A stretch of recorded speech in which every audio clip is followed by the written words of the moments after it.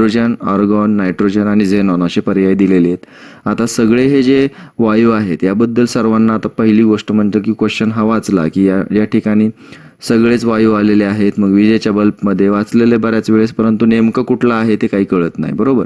कारण काही असे असतात की त्यांना हे एकदम इझिली जातं, परंतु काही असे असतात की त्यांना ते एक फार मोठं वाटतं. ठीक आहे. तर विजेच्या बल्बमध्ये आर्गॉन वायू असतो. ऑप्शन नंबर 2 याचा आन्सर आहे.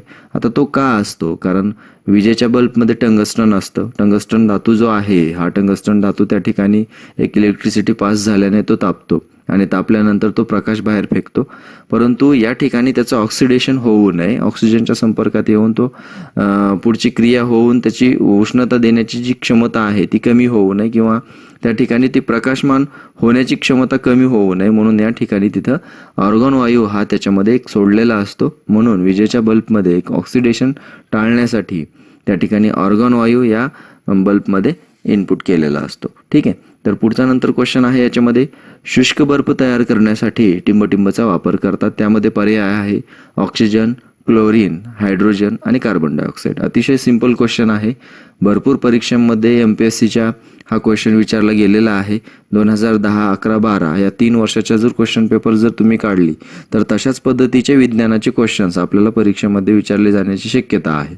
म्हणजे जे जुने प्लॅनर विज्ञानाची किंवा जुनी राज्यसेवेच्या पूर्व परीक्षेची प्लॅनर तुमच्याकडे असतील तर त्यामध्ये किंवा स्टडी सर्कलचं विज्ञानाचं पुस्तक असेल त्यामध्ये वन लाईनर क्वेश्चन्स जे आहेत विज्ञानाचे ते पूर्णपणे तुम्ही सॉल्व आउट जरी केले भरपूर वेळेस तरी तुम्हाला एक प्रकारे याच्यामध्ये एक आउट ऑफ 10 पैकी साधारणतः 5 ते 6 बिट्स तुमच्या आरामशीर बरोबर येतील. तर त्यामध्ये शुष्क बर्फ तयार करण्यासाठी टिंबटिंबचा वापर करतात. यामध्ये ऑक्सिजन, क्लोरीन, हायड्रोजन आणि कार्बन डायऑक्साईड असं आहे. तर यामध्ये शुष्क बर्फ म्हटलं की याच्यामध्ये कार्बन डायऑक्साईड हे याचा आन्सर आहे. घनरूप कार्बन डायऑक्साईड जो आहे यालाच आपण एक प्रकारे शुष्क बर्फ असं त्याला म्हणत असतो. त्यामुळे क्वेश्चन नंबर 2चा आन्सर ऑप्शन नंबर 4 राहील. आता काही गोष्टी कशा असतात विज्ञानामध्ये की त्या आपल्याला लक्षात ठेवाव्याच लागतात, बरोबर. असं का या शब्दाचा अर्थ हा फार मोठा आहे. कारण एखादं कारण असेल तर कार्य घडतं आणि कार्य घडण्याच्या मागे सुद्धा कारण असतं. तर या सर्व गोष्टी वैज्ञानिक दृष्टिकोनाने जर बघितल्या आपण तर काही गोष्टी अशा असतात की त्या विथ मटेरियल्स आपल्याला स्वीकाराव्या लागतात. त्यामुळं काही गोष्टी आपण पूर्णपणे न खोलात जाता एक वर्षावरी आपल्याला एक्झाम ओरिएंटेड दृष्टिकोनाने एक सिम्पली लँग्वेजमध्ये समजून घेण्यासाठी जास्त काही टेन्शन न घेता एकदम फ्रीली ॲटमॉस्फिअरमध्ये आपण त्या गोष्टी अचीव करणार आहोत. ओके. तर यामध्ये शुष्क बर्फ म्हटलं की तुम्हाला घनरूप कार्बन डायऑक्साईड आठवला पाहिजे आणि त्यानुसार तुम्ही कार्यवाही पुढे केली पाहिजे. आता पुढे नंतर क्वेश्चन नंबर 3 आहे, जर वाहक चुंबकीय क्षेत्रात फिरत असेल म्हणजे कंडक्टर जो आहे हा एक मॅग्नेटिक फील्डमध्ये जर फिरत असेल तर किंवा एखादा वाहक हा स्टेबल आहे स्थिर ठेवून त्याच्या भोवतालचे चुंबकीय क्षेत्र बदलत असेल तर विद्युतधारा निर्माण होते. हे कोणत्या शास्त्रज्ञाने सर्वप्रथम अभ्यासले? आता सर्वप्रथम क्वेश्चन्स मधून जी माहिती आपल्याला मिळते ती एक लक्षात घ्या. जर वाहक चुंबकीय क्षेत्रात फिरत असेल किंवा वाहक स्थिर ठेवून त्याच्या भोवतालचे चुंबकीय क्षेत्र जर बदलत असतील तर विद्युतधारा त्या ठिकाणी निर्माण होत असते आणि हे मायकेल फॅरेडे यांनी सांगितलेलं आहे. ओके. आता वाहक आहे कंडक्टर आहे हा मॅग्नेटिक फील्डमध्ये फिरत असेल किंवा कंडक्टर स्थिर आहे स्टेबल आहे आणि त्याच्या भोवती मॅग्नेटिक फील्ड जर नेहमी बदलत असेल तर त्या कंडक्टरमध्ये एक प्रकारे इलेक्ट्रिसिटी पास होते. हे मायकेल फॅरेडे यांनी सांगितलेलं आहे. त्याच्यामध्ये जी इलेक्ट्रिसिटी टॉपिक आहे याच्यामध्ये जे मॅग्नेटिक फील्ड चुंबकीय क्षेत्र कसं निर्माण होत असतं आणि त्या क्षेत्राबद्दलची काही निर्णय निष्कर्ष देखील आहेत, अनुमानं देखील आहेत, नियम देखील आहेत. तर ते सुद्धा आपण क्वेश्चन्समध्ये ज्यावेळेस आपण क्वेश्चन्स सुरू करणार आहोत, सिरीज सुरू करणार आहोत त्यामध्ये त्याच्या एक्सप्लेनेशनमध्ये सुद्धा आपण घेणार आहोत. आता या लेक्चर्समधून आपण क्वेश्चन घेतलेत तशाच पद्धतीने ते आपण घेणार नाही आहेत. ओके. कारण त्याच्यामध्ये एक्सप्लेनेशन येणार आहे. याच्यामध्ये फक्त आपण एक सुरुवातीला या ठिकाणी तुमच्यासमोर मी हा जो टॉपिक आहे किंवा हा जो सब्जेक्ट आहे हा सगळ्यांच्या समोर अशा पद्धतीने आपण पुढे जाणार आहोत. पुढची प्रोसेस आहे. त्यामुळे बऱ्याच विद्यार्थ्यांच्या अशा काही शंका देखील होत्या की कुठले टॉपिक कसे होणार आहेत, काय होणार आहेत. ठीक आहे. तर या ठिकाणी हे जे विज्ञान आहे, सायन्स आहे, आपण हे सायन्स का सुरू करतोय? बऱ्याच जण म्हणतायत की जे आपला सिलेबस आहे CDPOचा त्यामध्ये 13 नंबरचा टॉपिक आहे बालविकास. ठीक आहे. तर हा चॅप्टर घ्या किंवा बऱ्याच जणांचं असं म्हणणं आहे की त्याच्यामध्ये ग्रहविज्ञान जो आहे, होम सायन्स जे आहे ते घ्या. आता एक लक्षात घ्या, जर आपण सायन्सकडे जर बघितलं तर सायन्समध्ये होम सायन्स देखील आहे आणि त्याच्याचमध्ये एक बालकांचा विकास किंवा बालकांच्या विकासाच्या अवस्था असतील तर ते टॉपिक पूर्णपणे सायन्समध्ये कव्हर होत आहेत. असं म्हणत नाही आहे की सायन्समध्येच आपण ते कव्हर करून संपवणार आहोत. सायन्ससोबत विथ पॅरलल आपण होम सायन्स आणि त्याच्याचसोबत एक चाइल्ड डेव्हलपमेंट जी आहे ती सुद्धा या ठिकाणी बघणार आहोत. ओके, तर म्हणजे यामध्ये एक महत्त्वाची गोष्ट अशी आहे की सायन्स तर आपण घेणारच आहोत, पण त्याच्यासोबत पॅरलल जे कंटेंट की जे सिलेबसमध्ये आहेत तर ते सुद्धा आपण याच्यासोबत बघणार आहोत. म्हणजे एकाच विषयाची जी लिंक आहे आपली, ती लिंक त्याच्याशी सोबत ही जुळत राहणार आहे. ओके, मग या ठिकाणी मायकेल फॅरेडे हे क्वेश्चन नंबर 3चा आन्सर राहील. म्हणजे मला जे काय सांगायचं आहे हे तुमच्या लक्षात आता आलं असेल, कारण आपण सायन्स सुरू केलं तर सायन्स रिलेटेड जे काही सिलेबसमध्ये टॉपिक्स असतील तर ते आपण याच्यासोबत त्याची सुद्धा सिरीज सुरू करून ते सुद्धा आपण इथं कंप्लीट करणार आहोत. ओके, आता त्याच्याबद्दल काही तुमच्याकडे वेगळी काही आयडिया असेल तर तुम्ही ते आम्हाला मेल करू शकता किंवा कमेंट्समध्ये सांगू शकता. पुढे नंतर क्वेश्चन 4 आहे, प्लास्टर ऑफ पॅरिस ह्या संयोगाचे रासायनिक सूत्र खालीलपैकी कुठले आहे? 2CaSO4 H2O, CaSO4 twice H2O, CaSO4 आणि CaSO4 H2O अशा पद्धतीने या ठिकाणी एक रासायनिक सूत्र दिलेले आहेत. आता याच्यामध्ये हे 2 जे असतात किंवा 2H2O असे जे दिलेले असतात तर त्या ठिकाणी H2O हे वॉटरचं रासायनिक सूत्र आहे, पाण्याचं रासायनिक सूत्र आहे. आणि सेकंड ऑप्शन जर बघितला तर त्यामध्ये 2H2O तुम्हाला दिसतंय. म्हणजे इथं पाण्याचे 2 स्फटिक आहेत किंवा 2 क्षार आहेत आपण असं म्हणू शकतो त्याला. आणि इथं CaSO4 ट्वाईस आहे, म्हणजे 2 वेळेस CaSO4 आणि पाण्याचा एक त्या ठिकाणी स्फटिक. अशा पद्धतीने प्लास्टर ऑफ पॅरिस या संयुगाचं रासायनिक सूत्र आहे. कारण 2 हा इकडचा तिकडे जरी झाला तर या ठिकाणी हे रासायनिक सूत्र त्या ठिकाणी बिघडणारं आहे. आता हे का आहे किंवा कसं आहे हे आपण केमिस्ट्रीमध्ये सुद्धा एक्सप्लेनेशनच्या सिरीजमध्ये बघूया. ओके, तर प्लास्टर ऑफ पॅरिस जे आहे यालाच आपण POP असं म्हणतो. याचं रासायनिक सूत्र जे आहे हे ट्वाईस CaSO4 H2O अशा पद्धतीचं आहे. तर यामध्ये क्वेश्चन नंबर 4 याचा आन्सर जर आपण बघितलं तर हे जे आन्सर आहे याचं तर ते आहे ऑप्शन नंबर 1. ओके, आता पुढे याच्यामध्ये 5th नंबरचा क्वेश्चन आहे, खालीलपैकी कोणते कर्बोदक दुधामध्ये आढळून येते? आता हा क्वेश्चन जर बघितला आपण तर खास करून बघितलं तर हे एक होम सायन्सकडे जाणारा क्वेश्चन आहे. मी तुम्हाला यापूर्वीही सांगितलं होतं की सायन्स रिलेटेड जे काही घटक आहेत तर ते घटक सुद्धा सायन्समध्येच येतात, परंतु आपल्याला आपल्या पोर्शननुसार एक होम सायन्समध्ये ते आपल्याला एक क्लासिफाईड करायचं आहे. तरीही आपण इथे एक क्वेश्चन तो घेतलेला आहे मी, खालीलपैकी कोणते कर्बोदक कार्बोहायड्रेट्स जे आहे हे दुधामध्ये आढळून येते? तर त्यामध्ये ग्लुकोज, फ्रुक्टोज, स्टार्च आणि लॅक्टोज अशा पद्धतीचं आहे. तर यामध्ये लॅक्टोज जे कर्बोदक आहे, कार्बोहायड्रेट्स आहे, हे दुधामध्ये आढळून येत असते. ठीक आहे, आता हे एक घटक जो आहे हा घटक होम सायन्समधला आहे, पोषण आहारामधला. तर हे आपण त्या ठिकाणी डिस्कस करणार आहोत, परंतु एक तुर्तास आपण हा जो क्वेश्चन घेतलेला आहे हा थोडासा सायन्स रिलेटेड आहे आणि हे तुम्हाला लक्षात यावं म्हणून आपण इथे घेतलेला आहे तो. पुढे नंतर क्वेश्चन नंबर 6 आहे, समुद्राची खोली मोजण्यासाठी टिंब तंत्रज्ञान वापरतात.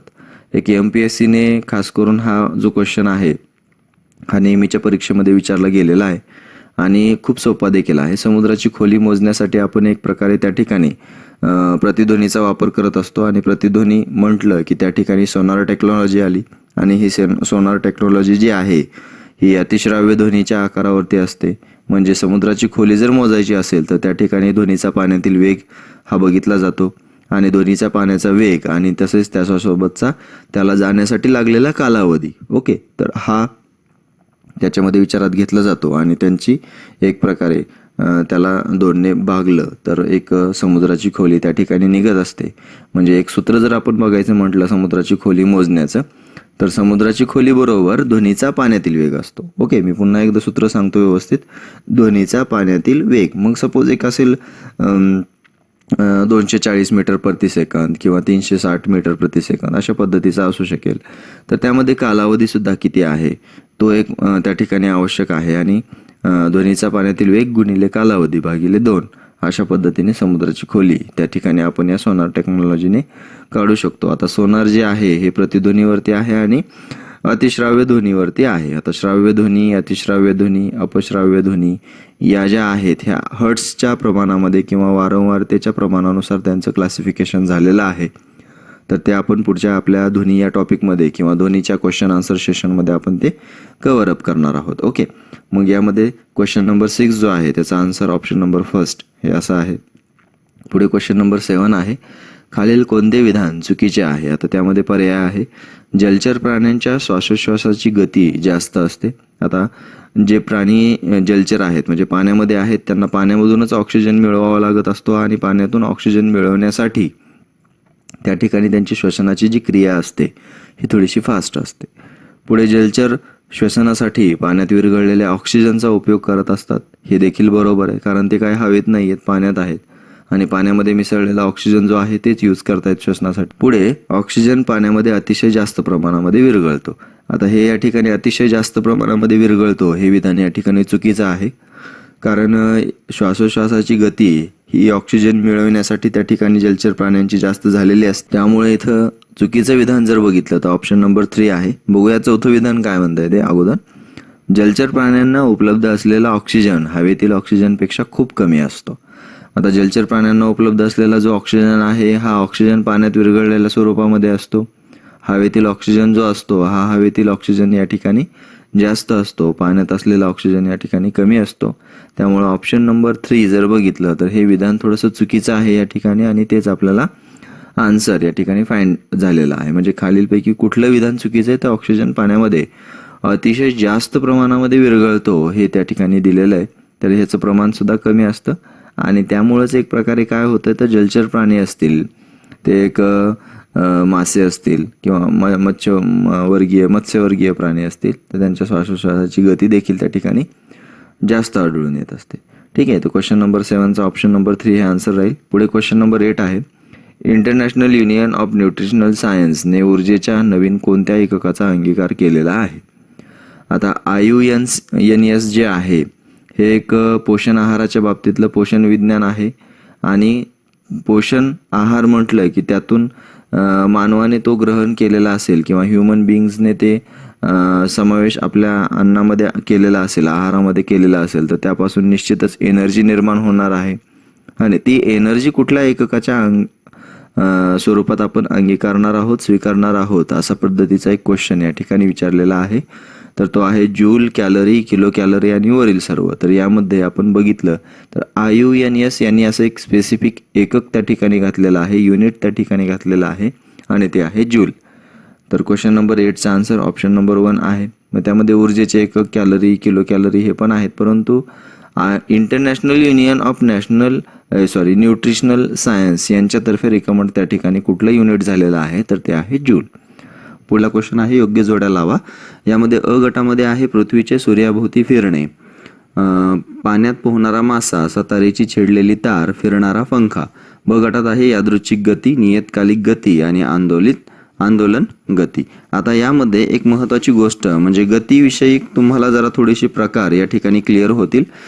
ठराविक वेळेमध्ये एका ठिकाणाहून दुसऱ्या ठिकाणी ज्यावेळेस एखादं विस्थापन होत असेल, विस्थापन म्हणजे जागा बदल होत असेल तर त्या ठिकाणी वस्तूची गती त्याला म्हटलं जातं. म्हणजे एका ठिकाणाहून दुसऱ्या ठिकाणी ज्यावेळेस विस्थापन होतं त्यावेळेस त्या वस्तूला गती मिळते, त्यालाच वस्तूची गती असं म्हणतो आपण. आणि या वस्तूच्या गतीचे प्रकार म्हटलं तर रेषीय गती आहे म्हणजे एका रेषेमध्ये संचलन होत असणारी, पुन्हा नंतर नैक रेषीय गती आहे म्हणजे एका सरळ रेषेत न जाणारी, पुढे नंतर यादृच्छिक गती आहे म्हणजे त्याच्यामध्ये सतत नेहमी चाल आणि दिशा ही नेहमी बदलत असते अशा पद्धतीची यादृच्छिक गती आहे. पुढे नंतर आंदोलित गती आहे. आंदोलित गती म्हणजेच सरळ उदाहरण बघितलं तर झोपाळ्यासारखी आंदोलित गती असते किंवा त्याचं उदाहरण आणखीन दुसरं बघायचं म्हटलं तर घड्याळाचा फिरणारा लंबक असतो किंवा पक्ष्यांच्या पंखांची जी हालचाल आहे ती आंदोलित गतींची आहे.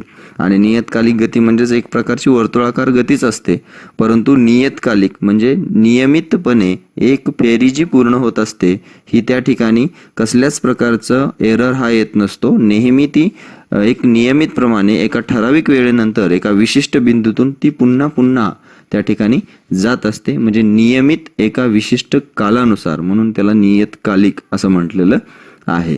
तर अगदी मराठी भाषेतून आपण सोप्या पद्धतीने या ठिकाणी ही चर्चा करणार आहोत. सर्वांच्याच दृष्टिकोनाने क्वेश्चन जो आहे हा सिंपल असेल, परंतु एक सिंपल सुद्धा आपले कशा पद्धतीने आपण परीक्षेच्या एक्झामच्या प्रेशरमध्ये सोडवायला हवेत किंवा त्याचा सराव व्हायला हवा, म्हणून आपण अशा क्वेश्चन्स या ठिकाणी घेण्याचा प्रयत्न एका सिंपल मेथड करून सुरू केलेला आहे. ओके, तर त्यामध्ये योग्य जोड्या लावा. याचा आन्सर जर बघितलं तर पृथ्वीचे सूर्याभोवती फिरणे जे आहे हे या ठिकाणी जर लक्षात घेतलं आपण तर नियतकालिक गतीमध्येच येतं. ते पाण्यात पोहणारा मासा जो आहे हा यादृच्छिक गती आहे, दिशा नेहमी बदलतीये, चाल नेहमी बदलतीये. सातारीची छेडलेली तार जी आहे ही आंदोलन गती आहे, आणि फिरणारा जो पंखा आहे हा फिरणारा पंखा म्हटलं तर आपण त्याच्यामध्ये नियतकालिक गती सुद्धा आहे. आता एक लक्षात घ्या, फिरणारा पंखा म्हटलं तर याच्यामध्ये वर्तुळाकार गती सुद्धा येऊ शकते, परंतु एक नियमित कालानंतर ती एक जर कॉन्स्टंट स्पीड आपण त्याची ठेवलेली असेल तर ती नियतकालिक मध्ये जाईल. ओके, तर अशा पद्धतीचा एक पर्याय जर यामध्ये बघितला आपण तर तो जो पर्याय असणारा आहे तो ऑप्शन नंबर 4चा आहे. म्हणजे एचं 2, बीचं 1, सीचं 3 आणि डीचं पुन्हा 2. तर क्वेश्चन फर्स्ट याचा आन्सर जर बघितलं तर क्वेश्चन फर्स्टचा आन्सर ऑप्शन नंबर 4 अशा पद्धतीचं राहणार आहे. तुम्ही सुद्धा आन्सर काढला असेल, ज्यांचा आन्सर बरोबर आला असेल त्यांचं अभिनंदन. आता या ठिकाणी आपण या टेस्ट सिरीजमध्ये एका क्वेश्चनला 2 मार्क हे कन्सिडर करणार आहोत. त्यामुळे तुम्ही अशा पद्धतीने तुमचे मार्क्स किंवा तुमचे क्वेश्चन वाईज बीट म्हणजे 25 आउट ऑफ 25 तुमचे किती बरोबर येतात हे तुम्ही कमेंट्समध्ये मेन्शन करायचे. ओके, आता सेकंड क्वेश्चन या ठिकाणी आपण घेऊया. अवकाशात झेपावत असलेल्या विमानाची धावपट्टीवर धाव घेत असताना असणारी गती ही कशी असते, म्हणजे टिंबटिंब आहे. तर यामध्ये पर्याय आहे एक रेषीय समान, नैक रेषीय समान, एक रेषीय असमान आणि नैक रेषीय असमान असं दिलेलं आहे. मग आता रेषीय आणि नैक रेषीय हे तर तुम्हाला लक्षात आलेलंच आहे. मग रेषीय एक समान गती म्हणजे काय असतं की एकक कालावधीमध्ये एका सरळ रेषेमध्ये जाणारी जी वस्तू आहे किंवा वस्तूनं कापलेलं जे अंतर आहे हे नेहमी सारखंच असतं. म्हणजे पहिल्या सेकंदाला सुद्धा 2 मीटर, दुसऱ्या सेकंदाला सुद्धा 2 मीटर, तिसऱ्या सेकंदाला सुद्धा 2 मीटर अशा पद्धतीने ती रेषीय एक समान गती राहते. आणि रेषीय असमान म्हटलं की याच्यामध्ये पहिल्या सेकंदाला 2 मीटर, दुसऱ्या सेकंदाला 4 मीटर, तिसऱ्या सेकंदाला 6 मीटर असं ऑटोमॅटिकली त्याच्यामध्ये वाढ होत जाते. म्हणजे असमानता येते एका कालावधीनंतर, त्याला आपण रेषीय असमान गती म्हणतो. आणि नैक रेषीय म्हटलं की त्याच्यामध्ये सरळ रेषेत न जाणाऱ्या वस्तूंचा असतो. त्याच्यामुळे आपल्याला अवकाशात झेपावत असलेल्या म्हणजे विमान धावपट्टीवरून धाव घेत आहे त्यावेळेस त्याची गती जी आहे ही हळूहळू वाढत जाणारी आहे. त्यामुळं ती असमांतर राहणारच आहे, परंतु एक प्रकारे ती रेषीय अशा स्वरूपाची असेल. त्यामुळं तिथं एक रेषीय असमान अशा पद्धतीने ऑप्शन नंबर 3 हे त्या ठिकाणी आन्सर आपलं राहील. पुढे एकक कालावधीमध्ये क्वेश्चन तिसरा घेऊया आपण. एकक कालावधीमध्ये वस्तूने पार केलेल्या अंतरास त्या वस्तूची टिंबटिंब असे म्हटले जाते. आता एकक कालावधीत वस्तूने पार केलेलं जे अंतर असतं त्याला चाल असे म्हटलं जातं. ठीक आहे, अतिशय सिंपल क्वेश्चन या ठिकाणी घेतलेला होता. आता विस्थापन म्हणजे काय असतं आणि चाल म्हणजे काय असतं. आता विस्थापन आणि चाल बऱ्याच जणांना या 2 गोष्टींची कन्फ्युजन होत असते.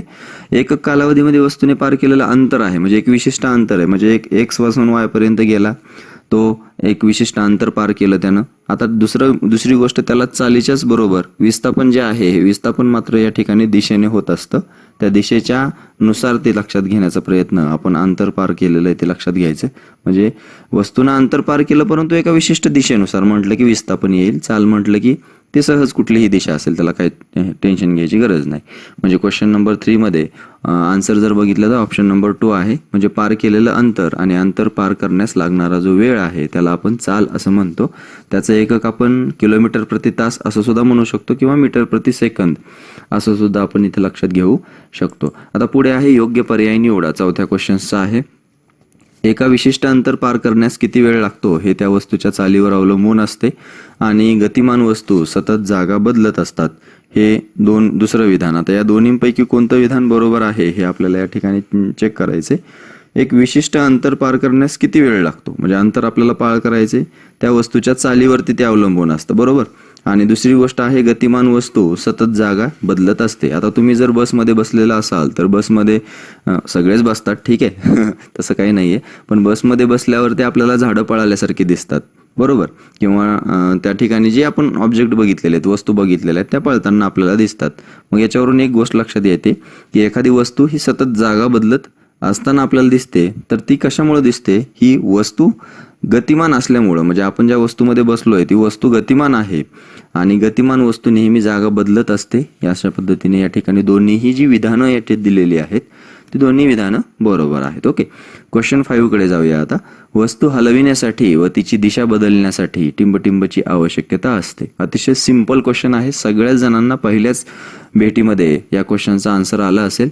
यामध्ये वस्तू हलवण्यासाठी तिची दिशा बदलवण्यासाठी आपल्याला बलाची आवश्यकता असते. उदाहरणार्थ फुटबॉल जर घेतला तर आपल्याला विशिष्ट दिशेने त्याला टोलवण्यासाठी, किंवा बॅटबॉलचं जर क्रिकेटचं उदाहरण घेतलं तर त्या ठिकाणी विशिष्ट दिशेनुसार आपल्याला चेंडू जर आपल्याला मारायचा असेल, फटकावायचा असेल तर त्या ठिकाणी बलाची आवश्यकता असते. त्यामुळं इथं ऑप्शन नंबर 1 हे आन्सर राहील. बऱ्याच जणांना कन्फ्युजन या ठिकाणी झालं असेल की बलाची, विस्थापनाची, शक्तीची यापैकी नाही. आता ठीक आहे, बल म्हटलं की त्याच्यामध्ये विस्थापन आलं आणि एक लक्षात घ्या त्याच्यामध्ये एक टायमिंग सुद्धा असते. ओके, मग आता इथं वस्तू हलविण्यासाठी व तिची दिशा बदलण्यासाठी आपल्याला कशाची आवश्यकता आहे? बलाची आवश्यकता आहे. ठीक आहे, कारण या ठिकाणी विस्थापन तर घडणारच आहे, पण विस्थापन घडवून आणण्यासाठी बल हे आवश्यक आहे. पुढे क्वेश्चन नंबर 6 बघूया. अयोग्य जोडी ओळखा. त्यामध्ये स्नायू बल, यांत्रिक बल, गुरुत्वीय बल, चुंबकीय बल हे दिलेले आहेत. अयोग्य जोडी आपल्याला इथं ओळखायची. स्नायू बलला दिले वस्तू उचलणे, बरोबर आहे. स्नायू बलांचा वापर करून आपण वस्तू उचलतो. यांत्रिक बल आहे, त्याच्यामध्ये आहे शिलाई मशीन. आता पुढे आहे गुरुत्वीय बल, त्यामध्ये कॅरमवरील सोंगटी. आता इथे एक लक्षात घ्या, गुरुत्वीय बल म्हटल्यावरती एक पृथ्वीकडून एखाद्या वस्तूवर किंवा आपल्यावरती जे बल प्रयुक्त केलं जातं आणि ते बल प्रयुक्त जे होत असतं त्याला आपण गुरुत्वीय बल असं म्हणतो. मग त्यामध्ये कॅरमवरील सोंगटी जे आहे, या कॅरमवरील सोंगटीवर सुद्धा गुरुत्वीय बल ऍक्ट होतं. परंतु आपण या ठिकाणी एक अयोग्य जोडी, म्हणजे इतर ज्या जोड्या दिलेल्या आहेत त्यांच्यानुसार जर आपण थोडासा तर्क लावून बघितलं तर गुरुत्वीय बल याच्यामध्ये ही जोडी जरा थोडीशी आपल्याला चुकीची वाटते. चुंबकीय बल बघूया आपण आता. चुंबकीय बल जे आहे हे लोखंडावर प्रयुक्त बल, म्हणजे लोखंडावरती प्रयुक्त झालं तर ते एक प्रकारे आपल्याला ते चुंबकीय बल हे आढळून येतं. तर अयोग्य जोडी ओळखा याच्यामध्ये जर बघायचं म्हटलं तर गुरुत्वीय बल हे आपण इथं चुकीचं समजू शकतो. कारण कॅरमवरील सोंगटी जे आहे याच्यावरील ही कॅरम असेल आणि सोंगटी असेल, यांच्यामध्ये जे घर्षण होत आहे, म्हणजे त्या ठिकाणी कुठलं बल निर्माण होतं त्या ठिकाणी घर्षण बल हे निर्माण होत असतं. त्यामुळं इतर जोड्यांच्या तुलनेमध्ये जर आपण एक अयोग्य जोडी जर आपल्याला ओळखायचीच असेल तर त्यामध्ये ऑप्शन नंबर 3 ही अयोग्य जोडी आहे. कारण इतर तर तुमच्या समोर सगळी उदाहरणं आहेत. मग त्यामध्ये शिलाई मशीन असेल, विद्युत पंप असेल, वॉशिंग मशीन असेल, मिक्सर असेल, हे सर्व यांत्रिक बलाची उदाहरणं आहेत. मग बलांचे प्रकार आहेत. बल म्हणजे काय असतं तर गतिमान वस्तूची दिशा बदलवण्यासाठी, तिला थांबवण्यासाठी किंवा एक तिला हलवण्यासाठी बलाची आवश्यकता असते. आणि स्नायू बल, यांत्रिक बल, गुरुत्वीय बल, हे चुंबकीय बल हे जे आहे हे सर्व बलांचे प्रकार आहेत. ठीक आहे, आता पुढचा क्वेश्चन घेऊया. योग्य पर्याय निवडा. वस्तूवरील गुरुत्वीय बल म्हणजे त्या वस्तूचे वजन होय आणि पृथ्वीच्या पृष्ठभागापासून अवकाशाकडे फेकलेल्या वस्तूची गती कमी कमी होत जाते व शेवटी ती शून्य होते. म्हणजे आता वस्तूवरील हे दोन्ही विधान दिलेले आहेत. कुठला योग्य पर्याय आहे तो निवडायचा आहे. अ बरोबर, ब बरोबर, दोन्ही बरोबर. ठीक आहे, त्यात आपण वेळ नाही वाया घालवायचा. वस्तूवरील गुरुत्वीय बल म्हणजे त्या वस्तूचे वजन असते. आता वस्तूवरील गुरुत्वीय बल हे वजन असते असं कसं म्हणता येईल? जर आपण तराजूचं उदाहरण घेतलं तर तराजूमध्ये एखादी वस्तू आपण जर टाकली तर तराजूची जी वस्तू असते त्या वस्तूला तराजूवर खेचतं आणि पृथ्वी जी असते आपली, या पृथ्वीद्वारे जे गुरुत्वीय बल त्या वस्तूवर प्रयुक्त होत असतं ते त्या खालच्या दिशेने प्रयुक्त होत असतं. मग या ठिकाणी तराजू कधी समान होतो? ज्यावेळेस तराजू त्या वस्तूला वर ओढतो आणि पृथ्वी त्या वस्तूला गुरुत्वीय बलाच्या सहाय्याने खाली खेचते. ज्यावेळेस दोन्ही बल या ठिकाणी समान होतील, म्हणजे तराजूकडून ओढण्याचं आणि पृथ्वीकडून ओढण्याचं ज्यावेळेस ते समान होईल त्यावेळेस एक प्रकारे काय होणार आहे, त्या ठिकाणी तराजू लेवलमध्ये येईल. आता हे उदाहरणासाठी मी तुम्हाला सांगतोय. मग ते बॅलन्समध्ये ज्यावेळेस होईल त्यावेळेस त्या वस्तूवरती एक प्रकारचं गुरुत्वीय बल जे ऍक्ट झालेलं आहे किंवा गुरुत्वीय बल त्या ठिकाणी जे प्रयुक्त झालेलं आहे त्या ठिकाणी समसमान म्हणजे तराजूचं आणि पृथ्वीचं हे गुरुत्वीय बल त्या ठिकाणी समसमान होईल त्यावेळेस ते वस्तू किंवा तराजू बॅलन्स होणार आहे. म्हणजे एक प्रकारे वस्तूवरील गुरुत्वीय बल जे असतं हे बल त्या वस्तूचंच वजन असतं असं म्हणायला काही हरकत नाहीये. आणि पृथ्वीच्या पृष्ठभागापासून अवकाशाकडे फेकलेली एखादी वस्तू असेल, मग समजा चेंडू आपण घेतला तर तो आपण फेकला जोराने, तर सुरुवातीला तो काय होणार आहे, जोराने जाईल, परंतु नंतर त्या वस्तूची गती काय होणार आहे, हळूहळू कमी कमी होत जाणार आहे आणि शेवटी कशी होणार आहे, शून्य होणार आहे. आणि शून्य झाल्यावरती पुन्हा तो खालच्या दिशेने काय होणार आहे, खालच्या दिशेने त्या वस्तूची गती खाली येताना जोराने येणार आहे. म्हणजे ती गती वाढत वाढत जाणार आहे. म्हणजे ही गती जी कशामुळे वाढते, असं जर एक बेसिक फॅक्टर आपण इथं विचारात घेतला तर तो समजा चेंडू घेतला, बॉल घेतला, आपण फेकला, त्याची गती कमी कमी होत जाणार आणि शेवटी तो शून्य होणार आणि शून्य झाल्याच्या नंतर पृथ्वीवरचं गुरुत्वीय बल त्या बॉलवरती ॲक्ट होणार आणि तो बॉल ऑटोमॅटिकली खाली पृथ्वीकडे येणार. परंतु येत असताना त्याची गती मात्र ही कशी असणार आहे, सतत वाढत वाढत जाणारी असणारी आहे. हे सुद्धा इथं लक्षात घ्यायचं आहे. योग्य पर्याय निवडा म्हटलेलं आहे आपल्याला. दोन्ही पर्याय हे जे दिलेले आहेत हे योग्य आहेत. आयझॅक न्यूटन आहेत, यांनी 17व्या शतकामध्ये गुरुत्वाकर्षणाचा शोध लावलेला होता. त्याच्यावरून तुम्ही गुरुत्वबलाचं महत्त्व हे जाणता. ठीक आहे. पुढे क्वेश्चन नंबर 8 आहे. घर्षणामुळे काही पदार्थांवर विद्युत भार निर्माण होतो आणि त्या विद्युत भारित पदार्थांमध्ये जे बल निर्माण होतं त्यास आपण काय म्हणतो. आता त्यास आपण कोणतं बल म्हणतो, कारण आपण गुरुत्वीय बघितलंय, घर्षण बल बघितलं कॅरम सोंगटीमधलं, चुंबकीय बल माहिती आहे आपल्याला. राहिला एक पर्याय ऑप्शन नंबर 3, हे त्याचं उत्तर आहे. घर्षणामुळे काही पदार्थांवर विद्युत भार निर्माण होत असतो, प्लस मायनस चार्ज निर्माण होत असतो, धनप्रभार ऋणप्रभार निर्माण होत असतो असं आपण त्याला म्हणतो. त्या विद्युत भारित पदार्थांमध्ये जे बल निर्माण होतं त्याला स्थितिक विद्युत बल असं म्हटलं जातं. ठीक आहे. आता हा सुद्धा एक बलाचाच प्रकार आहे.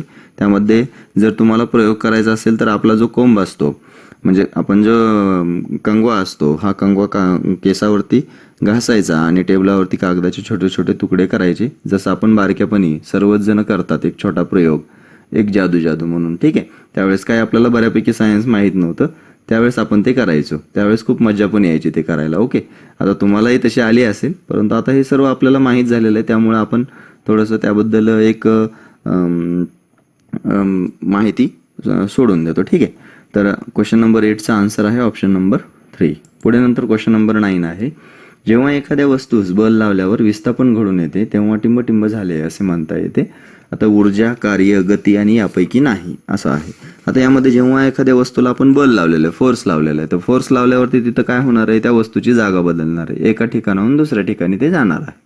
म्हणजे एका ठिकाणावरून दुसऱ्या ठिकाणी ज्यावेळेस वस्तू बल लावल्यावरती जाते त्यावेळेस ती त्या ठिकाणी काय होत असतं, तर वर्क होत असतं. म्हणून या ठिकाणी कार्य घडून येते. ऑप्शन नंबर 2 हे आन्सर राहील.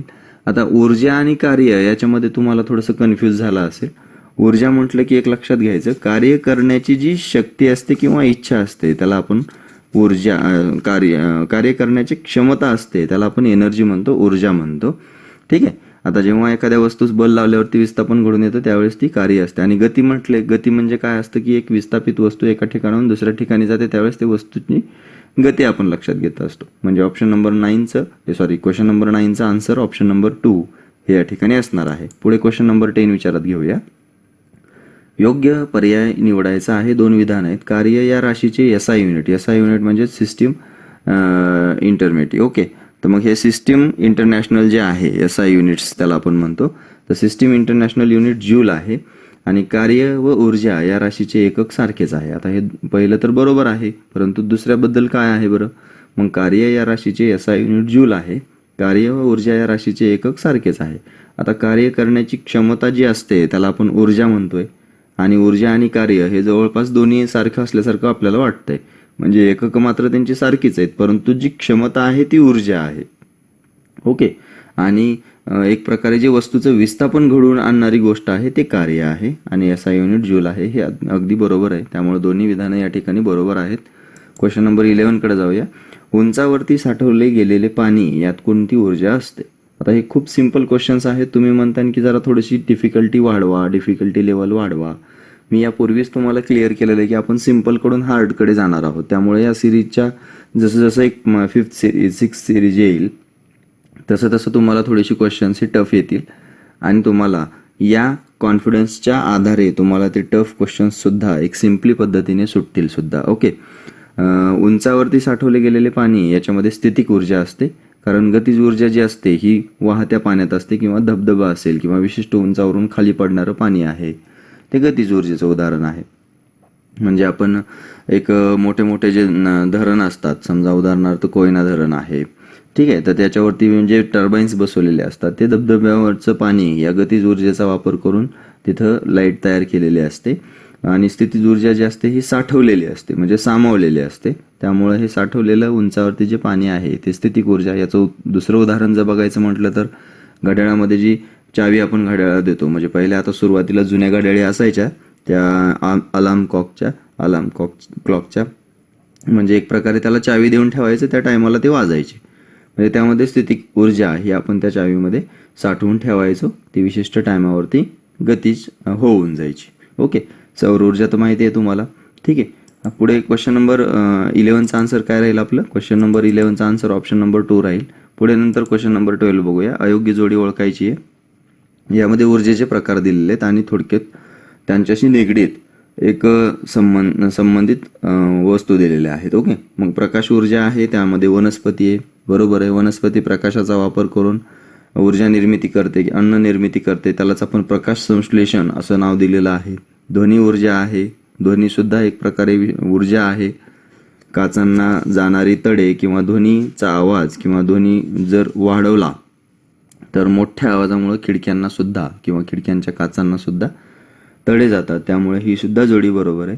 रासायनिक ऊर्जा, आता याच्यामध्ये सरपण हे शब्द दिलेला आहे. सरपण म्हणजे काय असतं तर जळाऊ लाकूड असतं. कारण बऱ्याच जणांना थोडंसं सरपण हा शब्द प्रादेशिक आहे त्याच्यामुळे लक्षात यायचा नाही, परंतु एवढेही काय आपण जास्त काही हायर नाही आहेत, त्यामुळं आपल्याला अशा गोष्टी एक सिम्पली पद्धतीने शिकायचं आहे. कारण आपण सर्वजण सारख्याच फील्डमधून पुढे जातोय. बरेच जण स्टेट बोर्ड सिलेबसमधूनच पुढे आलेली आहेत आणि जे अधिकारी होत आहेत त्यामध्ये जवळपास 70 ते 75% हे आपले ग्रामीण भागातीलच विद्यार्थी असतात. ठीक आहे, रासायनिक ऊर्जा आहे, त्याच्यामध्ये सरपण आहे. सरपण म्हटलं की एक जळाऊ लाकूड आहे किंवा लाकूड जळू लागलं मग त्याच्यापासून उष्णता आणि प्रकाश मिळते. बरोबर, म्हणजे जळण्याचा आवाजही थोडक्यात एक प्रकारे होतो. म्हणजे याच्यामध्ये काय असतं की एक ऊर्जा साठवलेली असते आणि ती रासायनिक क्रियेतून बाहेर पडते, त्याच्यामुळे सरपण ही रासायनिक ऊर्जा याच्याशी निगडीत आहे. बऱ्याच जण आता याचा आन्सर जर बघितलं तर अयोग्य जोडी ओळखा म्हटलं तर एकही नाही आहे, ऑप्शन नंबर 4 हे त्याचा आन्सर आहे. बऱ्याच जणांना थोडंसं कन्फ्युजन वाटलं असेल, याच्यामध्ये 4 पैकी 1 तर गिरवायचं आहे आपल्याला, क्लिक करायचं आहे, मग नेमकं कोणतं असेल, ऑप्शन नंबर 3 असेल, असं काही नाही आहे. लाकडातून प्रकाश, उष्णता आणि आवाज अशा पद्धतीच्या वेगवेगळ्या रासायनिक क्रिया घडून येतात, त्यामुळे रासायनिक ऊर्जा त्याच्यामध्ये साठवलेली असते असं आपण लक्षात घेऊ शकतो. ऑप्शन नंबर 4 हे क्वेश्चन नंबर 12चा आन्सर राहील. पुढे क्वेश्चन नंबर 13 कडे जाऊया. खाली दिलेल्या ऊर्जेपैकी पारंपरिक ऊर्जा स्रोत कोणता आहे? त्यामध्ये आहे जीवाश्म इंधन, सौर, पवन आणि जलविद्युत. आता पारंपरिक ऊर्जा स्रोत म्हटलं की जे आपण परंपरेनुसार वापरतो अशा पद्धतीने. मग परंपरेनं वापरत कुठले? तर आपल्या आजोबांनी, आपल्या आजोबाच्या आजोबांनी कुठले कुठले ऊर्जा स्रोत वापरलेले आहेत? मग त्याच्यामध्ये जर विचारात घेतलं आपण तर जीवाश्म इंधन आहे किंवा लाकूड असेल, कोळसा असेल, पेट्रोल असेल, डिझेल असेल, नैसर्गिक वायू असेल, हे सर्व जे आहेत ना हे सर्व पारंपरिक आहेत. म्हणजे ऊर्जा स्रोतांचा वापर हा पूर्वीपासून चालत आलेला आहे, तो शतकानुशतकं त्यालाच एक प्रकारे पारंपरिक स्रोत असं म्हटलेलं आहे. आणि यालाच एक ऑपोजिट लक्षात घ्यायचं म्हटलं तर अपारंपरिक ऊर्जा स्रोत असतो. अपारंपरिक ऊर्जा स्रोत म्हणजे काय? तर त्या ऊर्जा स्रोतांचा वापर पहिल्यापासून सुरू नाहीये, तो आता हल्ली सुरू करण्यात आलेला आहे एका वेगवेगळ्या स्वरूपामध्ये. मग त्यामध्ये पारंपरिक ऊर्जा स्रोत म्हटलं तर जीवाश्म इंधन हे पारंपरिक ऊर्जा स्रोत आहे. त्यामध्ये सौर ऊर्जा, पवन ऊर्जा आणि जलविद्युत हे सर्व अपारंपरिक ऊर्जा स्रोत आहेत. त्यालाच एक प्रकारे नवीकरणीय ऊर्जा स्रोत असं म्हटलेलं आहे. आता नवीकरणीय म्हणजे कसं की ते वारंवार निर्माण करता येऊ शकतात आणि हे जे ऊर्जा सोर्सेस आहेत, एनर्जी सोर्सेस आहेत, हे अनलिमिटेड आहेत. ठीक आहे, सर्वात महत्त्वाची गोष्ट. आणि अनवीकरणीय जे आहेत हे लिमिटेड आहेत, कधी ना कधीतरी एक वेळेस ते संपणारे आहेत. आता जीवाश्म इंधन म्हणजे काय असतं तर फार पूर्वीपासून जे काही भूकंप होतात किंवा जमिनीखाली गाडल्या गेलेल्या वनस्पती आहेत, प्राणी आहेत, यांचं एक प्रकारे कार्बनीकरण होऊन एक जीवाश्म इंधनाच्या स्वरूपामध्ये त्यांचं जो दगडी कोळशाच्या रूपात किंवा पेट्रोलच्या स्वरूपात किंवा डिझेलच्या स्वरूपात जे काही ऊर्जा स्रोत आपल्याला बाहेर आता निघत आहेत ते पूर्ण पारंपरिक ऊर्जा स्रोत आहेत. ठीक आहे. क्वेश्चन नंबर 40 आता विचारात घेऊया. युरेनियम, थोरियम हे जड मूलद्रव्य कोणत्या ऊर्जेशी संबंधित आहेत? यामध्ये अणुऊर्जा, पारंपरिक ऊर्जा, अपारंपरिक ऊर्जा आणि 1 व 3 आहे. तर मित्रांनो एक लक्षात घेत चला, जे काही सोपे क्वेश्चन्स असतील हेच आपले परीक्षेमध्ये मार्क घालवतात. त्यासाठी पूर्ण क्वेश्चन रीड करायचा, पर्याय सुद्धा रीड करायचे व्यवस्थित. ठीक आहे. आता युरेनियम, थोरियम म्हटलं की अणुऊर्जा आहे. बरेच जण 1 वर क्लिक करून पुढे जातात, पण एक लक्षात घ्या, एक जे ऊर्जा स्रोत आहेत हे अनलिमिटेड आहेत, अखंड आहेत. त्याच्यामुळे आपण त्याला नवीकरणीय ऊर्जा स्रोत असं म्हणतोय. त्यामध्ये सौर ऊर्जा आहे, पवन ऊर्जा आहे, सागरी ऊर्जा आहे, अणुऊर्जा सुद्धा त्याच्यामध्ये आहे. पुढे जलविद्युत ऊर्जा आहे किंवा समुद्रातील लहरीपासून मिळणारी ऊर्जा आहे, हे सुद्धा या ठिकाणी आपण लक्षात घेऊ शकतो. त्यामुळे आपण इथं ऑप्शन नंबर 4 हे त्याचा आन्सर राहणार आहे. ठीक आहे. तर थोडंसं काळजी घ्यायची व्यवस्थित, कारण सिंपल क्वेश्चनच आपले मार्क घालवत असतात. क्वेश्चन 15 कडे जाऊया. कोल्ड्रिंक्सच्या बाटलीचे झाकण काढणे म्हणजे तर्फेच्या कोणत्या प्रकारचे उदाहरण होईल? त्यामध्ये पहिला, दुसरा, तिसरा आणि यापैकी नाही अशा पद्धतीने इथं तुम्हाला ऑप्शन्स दिसत आहेत. आता एक लक्षात घ्या, महत्त्वाची गोष्ट याच्यामध्ये अशी आहे की तर्फ म्हणजे काय हे तुम्हाला अगोदर लक्षात आलं पाहिजे. आता बऱ्याच जणांना काही आपल्या बारक्यापणीचे शाळेचे दिवस आठवत असतील. त्यामध्ये टेकू, भार किंवा बल हे असे 3 कन्सेप्ट याच्याशी संबंधित आहेत. म्हणजे तरफ म्हणजे काय आहे, तर त्याच्यामध्ये बल आहे, फोर्स आहे. टेकू आहे म्हणजे मध्यभाग, जिथं आपण बल लावून एखादा भार उचलण्याचा प्रयत्न करतोय. साधं उदाहरण जर बघितलं ना, तर मोठ्या मोठ्या वस्तू असतात, जड वस्तू, त्या जर आपल्याला हलवायच्या असतील तर आपण एक छोटासा मध्ये टेकूचा वापर करून एक मोठ्या लाकडाच्या साहाय्याने सुद्धा त्याला आपण हलवतो. ते एक प्रकारचं तर्फेचंच उदाहरण आहे. ठीक आहे. तर याच्यामध्ये तुम्हाला जे इथं चित्र दिसत आहे त्याच्यावरून जर बघितलं तर तर्फेचा हा दुसरा प्रकार आहे, कारण याच्यामध्ये मध्यभागी भार आहे, एका बाजूला टेकू आहे आणि दुसऱ्या बाजूला बल हे लावलेलं आहे. म्हणजे यामध्ये एक बाटलीचं झाकण काढणे किंवा सॉसच्या बाटलीचं किंवा कोल्ड्रिंक्सच्या बाटलीचं झाकण काढणे, हे सर्व याच्यामध्ये एक साईडला टेकू आहे आणि एका टोकाला आपण फोर्स लावतोय आणि मध्यभागी त्याला एक प्रकारे काय करतोय, आपण भार लावण्याचा प्रयत्न करतोय. असा ज्यावेळेस प्रकार असेल त्यावेळेस हा दुसरा असतो. पहिल्या प्रकारामध्ये भार आणि बल या दोन्हींच्या मध्ये टेकू असतो आणि तिसऱ्यामध्ये टेकू आणि भार यांच्यामध्ये बल असतो. मी पुन्हा एकदा सांगतो, हे 3 प्रकार. समजा हे जे 3 गोष्टी आहेत, बल, टेकू आणि भार, हे तर्फेशी निगडीत गोष्टी आहेत. त्यामध्ये तर्फेचा पहिल्या प्रकारामध्ये बल आणि भार या दोन्हींच्या मध्ये टेकू असतो. तिसऱ्या प्रकारामध्ये टेकू आणि भार यांच्यामध्ये बल असतं आणि दुसऱ्या प्रकारामध्ये आपण इथं लक्षातच घेतलेलं आहे की टेकू आणि बल यांच्यामध्ये भार असतो. म्हणजे कोल्ड्रिंक्सच्या बाटलीचे झाकण काढणे हे कशाचं उदाहरण असेल तर दुसरा तर्फेचा नियम, म्हणजे तर्फेच्या दुसऱ्या प्रकारातील हे उदाहरण आहे. क्वेश्चन नंबर 16 कडे जाऊया. ध्वनी निर्माण होण्यासाठी एखाद्या वस्तूचे काय होणे गरजेचे आहे? आता ध्वनी निर्माण होण्यासाठी वस्तूचं सर्वात महत्त्वाची गोष्ट आकुंचन, प्रसरण, कंपन काय होणं हे आवश्यक आहे. अशा पद्धतीने आपण इथं क्वेश्चन घेतलेला आहे. ध्वनी निर्माण होण्यासाठी त्या वस्तूचं कंपन होणं गरजेचं असतं. म्हणजे कंपन झालं की त्यावेळेस ध्वनी ऐकू येत असतो आणि कंपन थांबलं की ध्वनी हा बंद होत असतो. त्यामुळं ज्या वस्तूमुळे ध्वनी निर्माण होतो त्याला आपण ध्वनी सोर्स किंवा साऊंड सोर्स असं देखील म्हणतो. अतिशय सिंपल क्वेश्चन आहे. ध्वनी निर्माण होण्यासाठी एखाद्या वस्तूचं काय होणं आवश्यक आहे?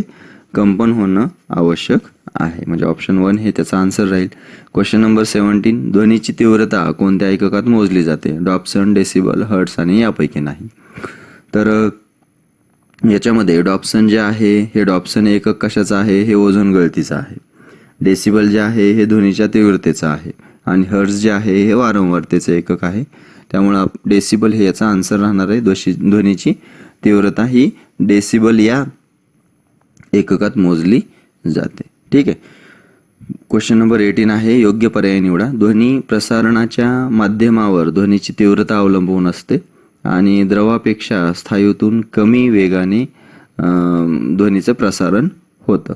आता हे 2 उदाहरणं दिलेली आहेत, 2 विधानं दिलेली आहेत. 2 विधानांमध्ये आपल्याला कुठलं बरोबर आहे कुठलं चूक आहे हे बघायचंय. ध्वनी प्रसारणाच्या माध्यमावर ध्वनीची तीव्रता अवलंबून असते. म्हणजे ध्वनी एका जागेहून दुसऱ्या ठिकाणी ज्यावेळेस प्रसारण त्याचं व्हायचंय त्यावेळेस तिथं माध्यम कोणतं आहे हे महत्त्वाचं आहे आणि त्याच्यावरच, त्या माध्यमावरच ध्वनीची तीव्रता अवलंबून असते. हे उदाहरण बरोबर आहे.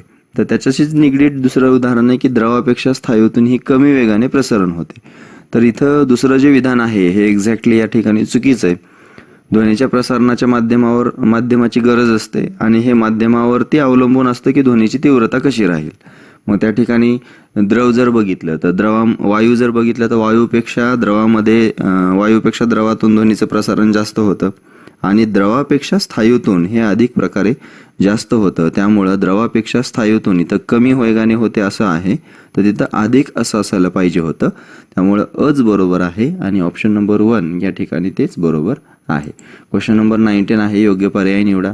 निर्वातात ध्वनीचे प्रसारण होत नाही अशा पद्धतीचं अविधान आहे आणि त्याचं कारण तिथे हवा नसते अशा पद्धतीने दिलेलं आहे. विज्ञानामध्ये नेमकेपणा हवा असतो आपल्याला, त्याच्यानुसार असा क्वेश्चन आहे. पर्याय आहे दोन्ही बरोबर, ब हे अचे कारण आहे, ब हे अचे कारण नाही. दुसरा पर्याय दोन्ही चूक, अ बरोबर ब चूक अशा पद्धतीचं आहे. तर इथं निर्वात म्हणजे काय हे तुम्हाला अगोदर लक्षात आलं पाहिजे. निर्वात म्हणजे एक प्रकारे काय असतं की जिथं हवा नाहीये आणि ती संपूर्णपणे रिकामी असलेली जागा आहे, म्हणजे ते माध्यम त्या ठिकाणी कसलंच नाहीये. ओके, सरळ सरळ त्या ठिकाणी वातावरण नाहीये असं आपण ते लक्षात घेऊ शकतो. मग निर्वातात ध्वनीचे प्रसारण होत नाही हे विधान बरोबर आहे. आता त्याचं एक्झॅक्ट कारण काय आहे तर तिथं हवा नाहीये. हवा म्हटलं की माध्यम आहे. ओके, आता हवा ही सुद्धा एक प्रकारचं माध्यमच आहे. ठीक आहे, त्यामध्ये एखादी भिंत असेल हे सुद्धा माध्यमच आहे. म्हणजे निर्वातात ध्वनीचे प्रसारण होत नाही हे बरोबर आहे आणि त्याचं कारण जे आहे हे ब हे अचं कारण आहे. त्यामुळे ऑप्शन नंबर 1 हे 19 नंबरच्या क्वेश्चनचा आन्सर देखील इथं बरोबर राहणार आहे. पुढे क्वेश्चन नंबर 20 बघूया. 20 मध्ये योग्य विधान निवडायचे. त्यामध्ये प्रकाशाचे संक्रमण हे सरळ मार्गाने होते असं इथं दिलेलं आहे. पुढे दुसरं आहे पदार्थाचे मानवास संवेदन हे प्रकाशाच्या परावर्तनामुळे होते आणि वस्तू जितक्या अंतरावर आरशासमोर असते तितक्याच अंतरावर तिची प्रतिमा ही आरशासमोर मागे असल्याचे दिसते. 3 विधानं दिलेली आहेत. 3 विधानांचा बारकाईने अभ्यास करायचा आहे. थोडंसं सिंपलकडून थोडंसं हार्डकडे आपण जातोय. एक लाईट हा टॉपिक आहे. या लाईट टॉपिकमध्ये प्रकाशाचं संक्रमण हे सरळ मार्गाने होतं हे उदाहरण जर बघायचं म्हटलं तर जो प्रयोग आहे आपला, तो प्रयोग आपण एक साधा प्रयोग आहे, त्याला काहीच खर्च नाही लागणार. खिडकीतून येणारा प्रकाश आहे हा तुम्हाला फक्त ऑब्झर्व करायचा आहे. तो एका सरळ रेषेत दिसतोय, बरोबर आहे, म्हणजे त्याचं रेषीय संक्रमण होतं हे तुम्हाला लगेच लक्षात येऊन जाईल. दुसरं विधान आहे पदार्थाचे मानवास संवेदन हे प्रकाशाच्या परावर्तनामुळे होतं. कारण एखादा प्रकाश आहे, एखादा प्रकाश वस्तूवर ज्यावेळेस पडतो त्यावेळेस त्या वस्तूवर पडणाऱ्या प्रकाशाचं ज्यावेळेस परावर्तन होईल, परावर्तन म्हणजे त्याच्यावरती प्रकाशाची किरणं आपटतील आणि ती आपल्या डोळ्यावरती परावर्तित होतील वस्तूवर आपटून, त्यावेळेसच आपल्याला त्या वस्तूची जाण होणार आहे, संवेदन होणार आहे. त्यामुळे दुसरं विधान सुद्धा या ठिकाणी बरोबर आहे.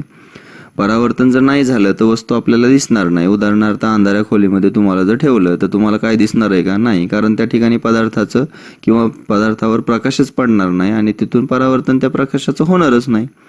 क्वेश्चन पुढे विधान सी आहे, वस्तू जितक्या अंतरावर आरशासमोर असते तितक्याच अंतरावर तिची प्रतिमा आरशाच्या मागे असल्याचे दिसते आपल्याला. ठीक आहे, असं आरशाच्या मागे असल्याचे दिसते असं हे विधान आहे. त्यामध्ये आता तिन्ही विधानं या ठिकाणी बरोबर आहेत, कारण आरशाच्या समोर जेवढ्या अंतरावर वस्तू आहे तितक्याच अंतरावर तिची प्रतिमा ही दिसते. कारण सपाट आरशावरील जे प्रतिमा असतात त्या जर आपण अभ्यासल्या तर आपला उजवा हात त्यामध्ये डावा दिसतो. आरशापासून कमी अंतर जास्त आपण केलं तर प्रतिमेचं अंतर सुद्धा त्या ठिकाणी कमी जास्त पडत जातं. ठीक आहे, म्हणजे वस्तूच्या प्रतिमेचा आकार हा मूळ वस्तू एवढाच असतो. हे सपाट आरशातील प्रतिमेचा गुणधर्म आहे, हे तुम्ही लक्षात ठेवायचं आहे. अतिशय बारीक गोष्ट आहे, परंतु पुढे चालून या डिफिकल्ट क्वेश्चन्समध्ये तुम्हाला या सिंपल गोष्टीच कामी येणार आहेत. ऑप्शन नंबर 2 हे त्याचा आन्सर राहील. क्वेश्चन नंबर 21 आहे, सर्वात मोठी सूर्य तबकडी भारतामध्ये कोठे आहे? एक जीके टॉपिक वरील क्वेश्चन आहे हा, एक सहजपणे दिलेला. नवी मुंबई, रामलीला मैदान, जंतर मंतर नवी दिल्ली आणि यापैकी नाही. आता सूर्य तबकडी म्हणजे काय असतं तर एखादी वस्तू आहे, याच्यावरती सोलार लाईट पडणार आहे, सूर्यप्रकाश पडणार आहे, सनलाईट, आणि सनलाईट पडल्यावरती त्याची दिशा किंवा त्याची जी सावली असते, या सावली आणि दिशा याच्यानुसार तिथं वेळ निश्चित केली जाते किंवा किती वाजले हे निश्चित केलं जातं. अशा पद्धतीचं एक उपकरण आहे, त्याला सूर्य तबकडी असं म्हटलं जातं.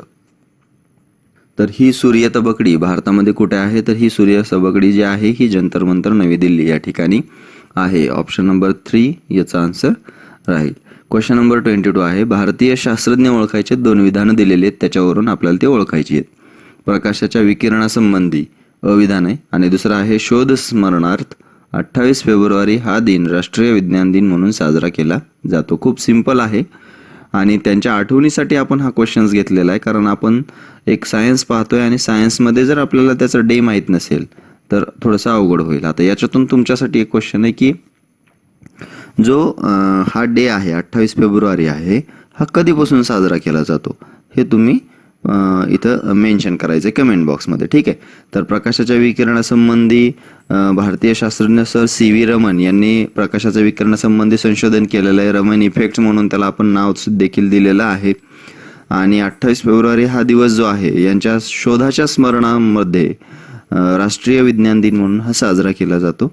याच्यातून क्वेश्चन तुमच्यासाठी जो आहे तो त्याचं मात्र आन्सर हे कमेंट्समध्ये मेन्शन करायचे. ऑप्शन नंबर 3 हे क्वेश्चन नंबर 22चा आन्सर राहील. जर तुम्हाला ऑप्शन्स हवे असतील म्हणजे राष्ट्रीय विज्ञान दिन कधीपासून साजरा केला जातो तर त्याच्या ऑप्शन्ससाठी तुम्ही ऑप्शन्स हे घेऊ शकता 1985, 86, 87 आणि 88. ठीक आहे. हे सलग 4 ऑप्शन आहेत, त्याच्यापैकी कुठला तुम्हाला योग्य वाटते तो तुम्ही कमेंट्समध्ये मेन्शन करायचा आहे. ठीक आहे. क्वेश्चन नंबर 23 कडे जाऊया आपण आता. योग्य पर्याय निवडायचा आहे. न्यूटनने प्रकाशाविषयी ऑप्टिक्स हा ग्रंथ लिहिलेला आहे आणि दुसरं यामध्ये विधान आहे की सूर्यप्रकाश हा 7 रंगांनी बनलेला आहे, हे आर्किमिडीज यांनी सिद्ध केलेलं आहे. आता 2 विधान आहेत, त्याच्यामध्ये न्यूटनने प्रकाशाविषयी ऑप्टिक्स हा ग्रंथ लिहिलेला आहे. जर तुमच्या वाचनात आला असेल तर हे तुम्हाला योग्यपणे नमूद करता येईल. तर आयझॅक न्यूटन हे जे आहेत ब्रिटिश शास्त्रज्ञ यांनी ऑप्टिक्स हा ग्रंथ लिहिलेला आहे आणि त्याच्यामध्ये जे आपण न्यूटन तबकडी आहे त्या न्यूटन तबकडीचा त्याच्यामध्ये त्यांनी प्रकाशाविषयीचा उल्लेख हा केलेला आहे. त्यामुळे अविधान इथं बरोबर आहे. मात्र सूर्यप्रकाश 7 रंगांचा बनलेला आहे हे आर्किमिडीज यांनी सिद्ध केले असं इथं ब विधानात दिलेलं आहे. तर हे आर्किमिडीज यांनी नाही दिलेलं, हे आयझॅक न्यूटन यांनीच दिलेलं आहे. म्हणजे जे 7 रंग आहेत त्यामध्ये तान्हा, पिही, नि, पाजा म्हणजे तांबडा, नारंगी, पिवळा, हिरवा, निळा, पारवा आणि जांभळा म्हणजे ताना, पिहिनी, पाजा अशा 7 रंगांच्या समान पाकळ्यामध्ये एक न्यूटनची तबकडी त्यांनी बनवली होती. आणि ज्यावेळेस हे 7 रंग जोरात फिरवले एका स्टँडला बसून त्यावेळेस त्या ठिकाणी त्यांना 7 रंग न दिसता एक व्हाईट कलर दिसला. त्यामुळे सूर्यप्रकाश 7 रंगांचा बनलेला असल्याचं त्यांनी सिद्ध केलं. आणि हे कोणी सिद्ध केलंय? न्यूटनने. त्यामुळे ब विधान इथं चुकीचं आहे, बरोबर आहे. ऑप्शन 1 हे या ठिकाणी आन्सर राहील. क्वेश्चन नंबर 24 कडे जाऊया. योग्य विधान निवडायचे. चुंबक प्रत्येक वेळी दक्षिणोत्तर स्थिर राहतो, अविधान आहे, बरोबर आहे. चुंबकीय बल हे चुंबकाच्या दोन्ही टोकांकडे म्हणजेच ध्रुवांकडे एकवटलेले आहे, हे देखील बरोबर आहे. एस आणि एन हे त्याच्यावर लिहिलेलं असतं आणि त्याच्याकडे खास ताकद असते. जर तुम्ही लोखंडाच्या चोऱ्यामध्ये जर चुंबकाला ठेवलं तर लोखंडाचा चोरा सर्वात जास्त हा टोकाकडे चिकटलेला तुम्हाला जास्तीत जास्त दिसून येईल. चुंबकाचे ध्रुव एकमेकांजवळपासून वेगळे करता येत नाहीत, हे सुद्धा तितकंच महत्वाचं आहे. यामध्ये चुंबकाचे जे ध्रुव आहेत हे एकमेकांपासून वेगळे करता येत नाहीत. जर त्यांचा तुकडा केला तर पुन्हा एक नवीन चुंबक तयार होतो आणि नवीन ध्रुव त्या ठिकाणी 2 चुंबकांचे तयार होतात. म्हणजे एक चुंबक जर असेल तर त्याला मधून कापलं तर त्याचे 2 पुन्हा चुंबक तयार होतील, म्हणजे 4 ध्रुव त्या ठिकाणी तयार होतील. चुंबकाच्या सजातीय ध्रुवाकडे आकर्षण व विजातीय ध्रुवांकडे प्रतिकर्षण निर्माण होते. इथं ड विधान मात्र आपण परत एकदा व्यवस्थित वाचूया. चुंबकाच्या सजातीय ध्रुवाकडे आकर्षण व विजातीय ध्रुवांकडे प्रतिकर्षण निर्माण होते, हे इथं थोडंसं चुकीचं आहे. कारण चुंबकाची खरी कसोटी काय आहे? तर विधान डी मध्ये ती चुकीची देण्याचा प्रयत्न या ठिकाणी मी केलेला आहे. कारण बऱ्याच जणांना थोडंसं याच्याबद्दल थोडंसं गांभीर्य लक्षात यावं म्हटलं सिंपल क्वेश्चन्सचं. चुंबकाच्या सजातीय ध्रुवांकडे प्रतिकर्षण असतं. एकमेकांना ते ध्रुव एस जर आपण जवळ आणले म्हणजे साऊथ पोल जर आपण जवळ आणले मॅग्नेटचे तर ते त्या ठिकाणी काय करणार आहेत? प्रतिकर्षण करणार आहेत, एकमेकांना दूर ढकलणार आहेत. परंतु जर विजातीय ध्रुवांकडे जर आपण म्हणजे एस आणि एन असे दोन्ही जर एकमेकांकडे आणले तर त्या ठिकाणी आकर्षण घडून येणार आहे आणि हीच चुंबकाची खरी कसोटी आहे. म्हणजे चुंबकाच्या कसोटी काय आहे असं जर म्हटलं तर त्यामध्ये आपल्याला हे विधान या ठिकाणी योग्य राहील.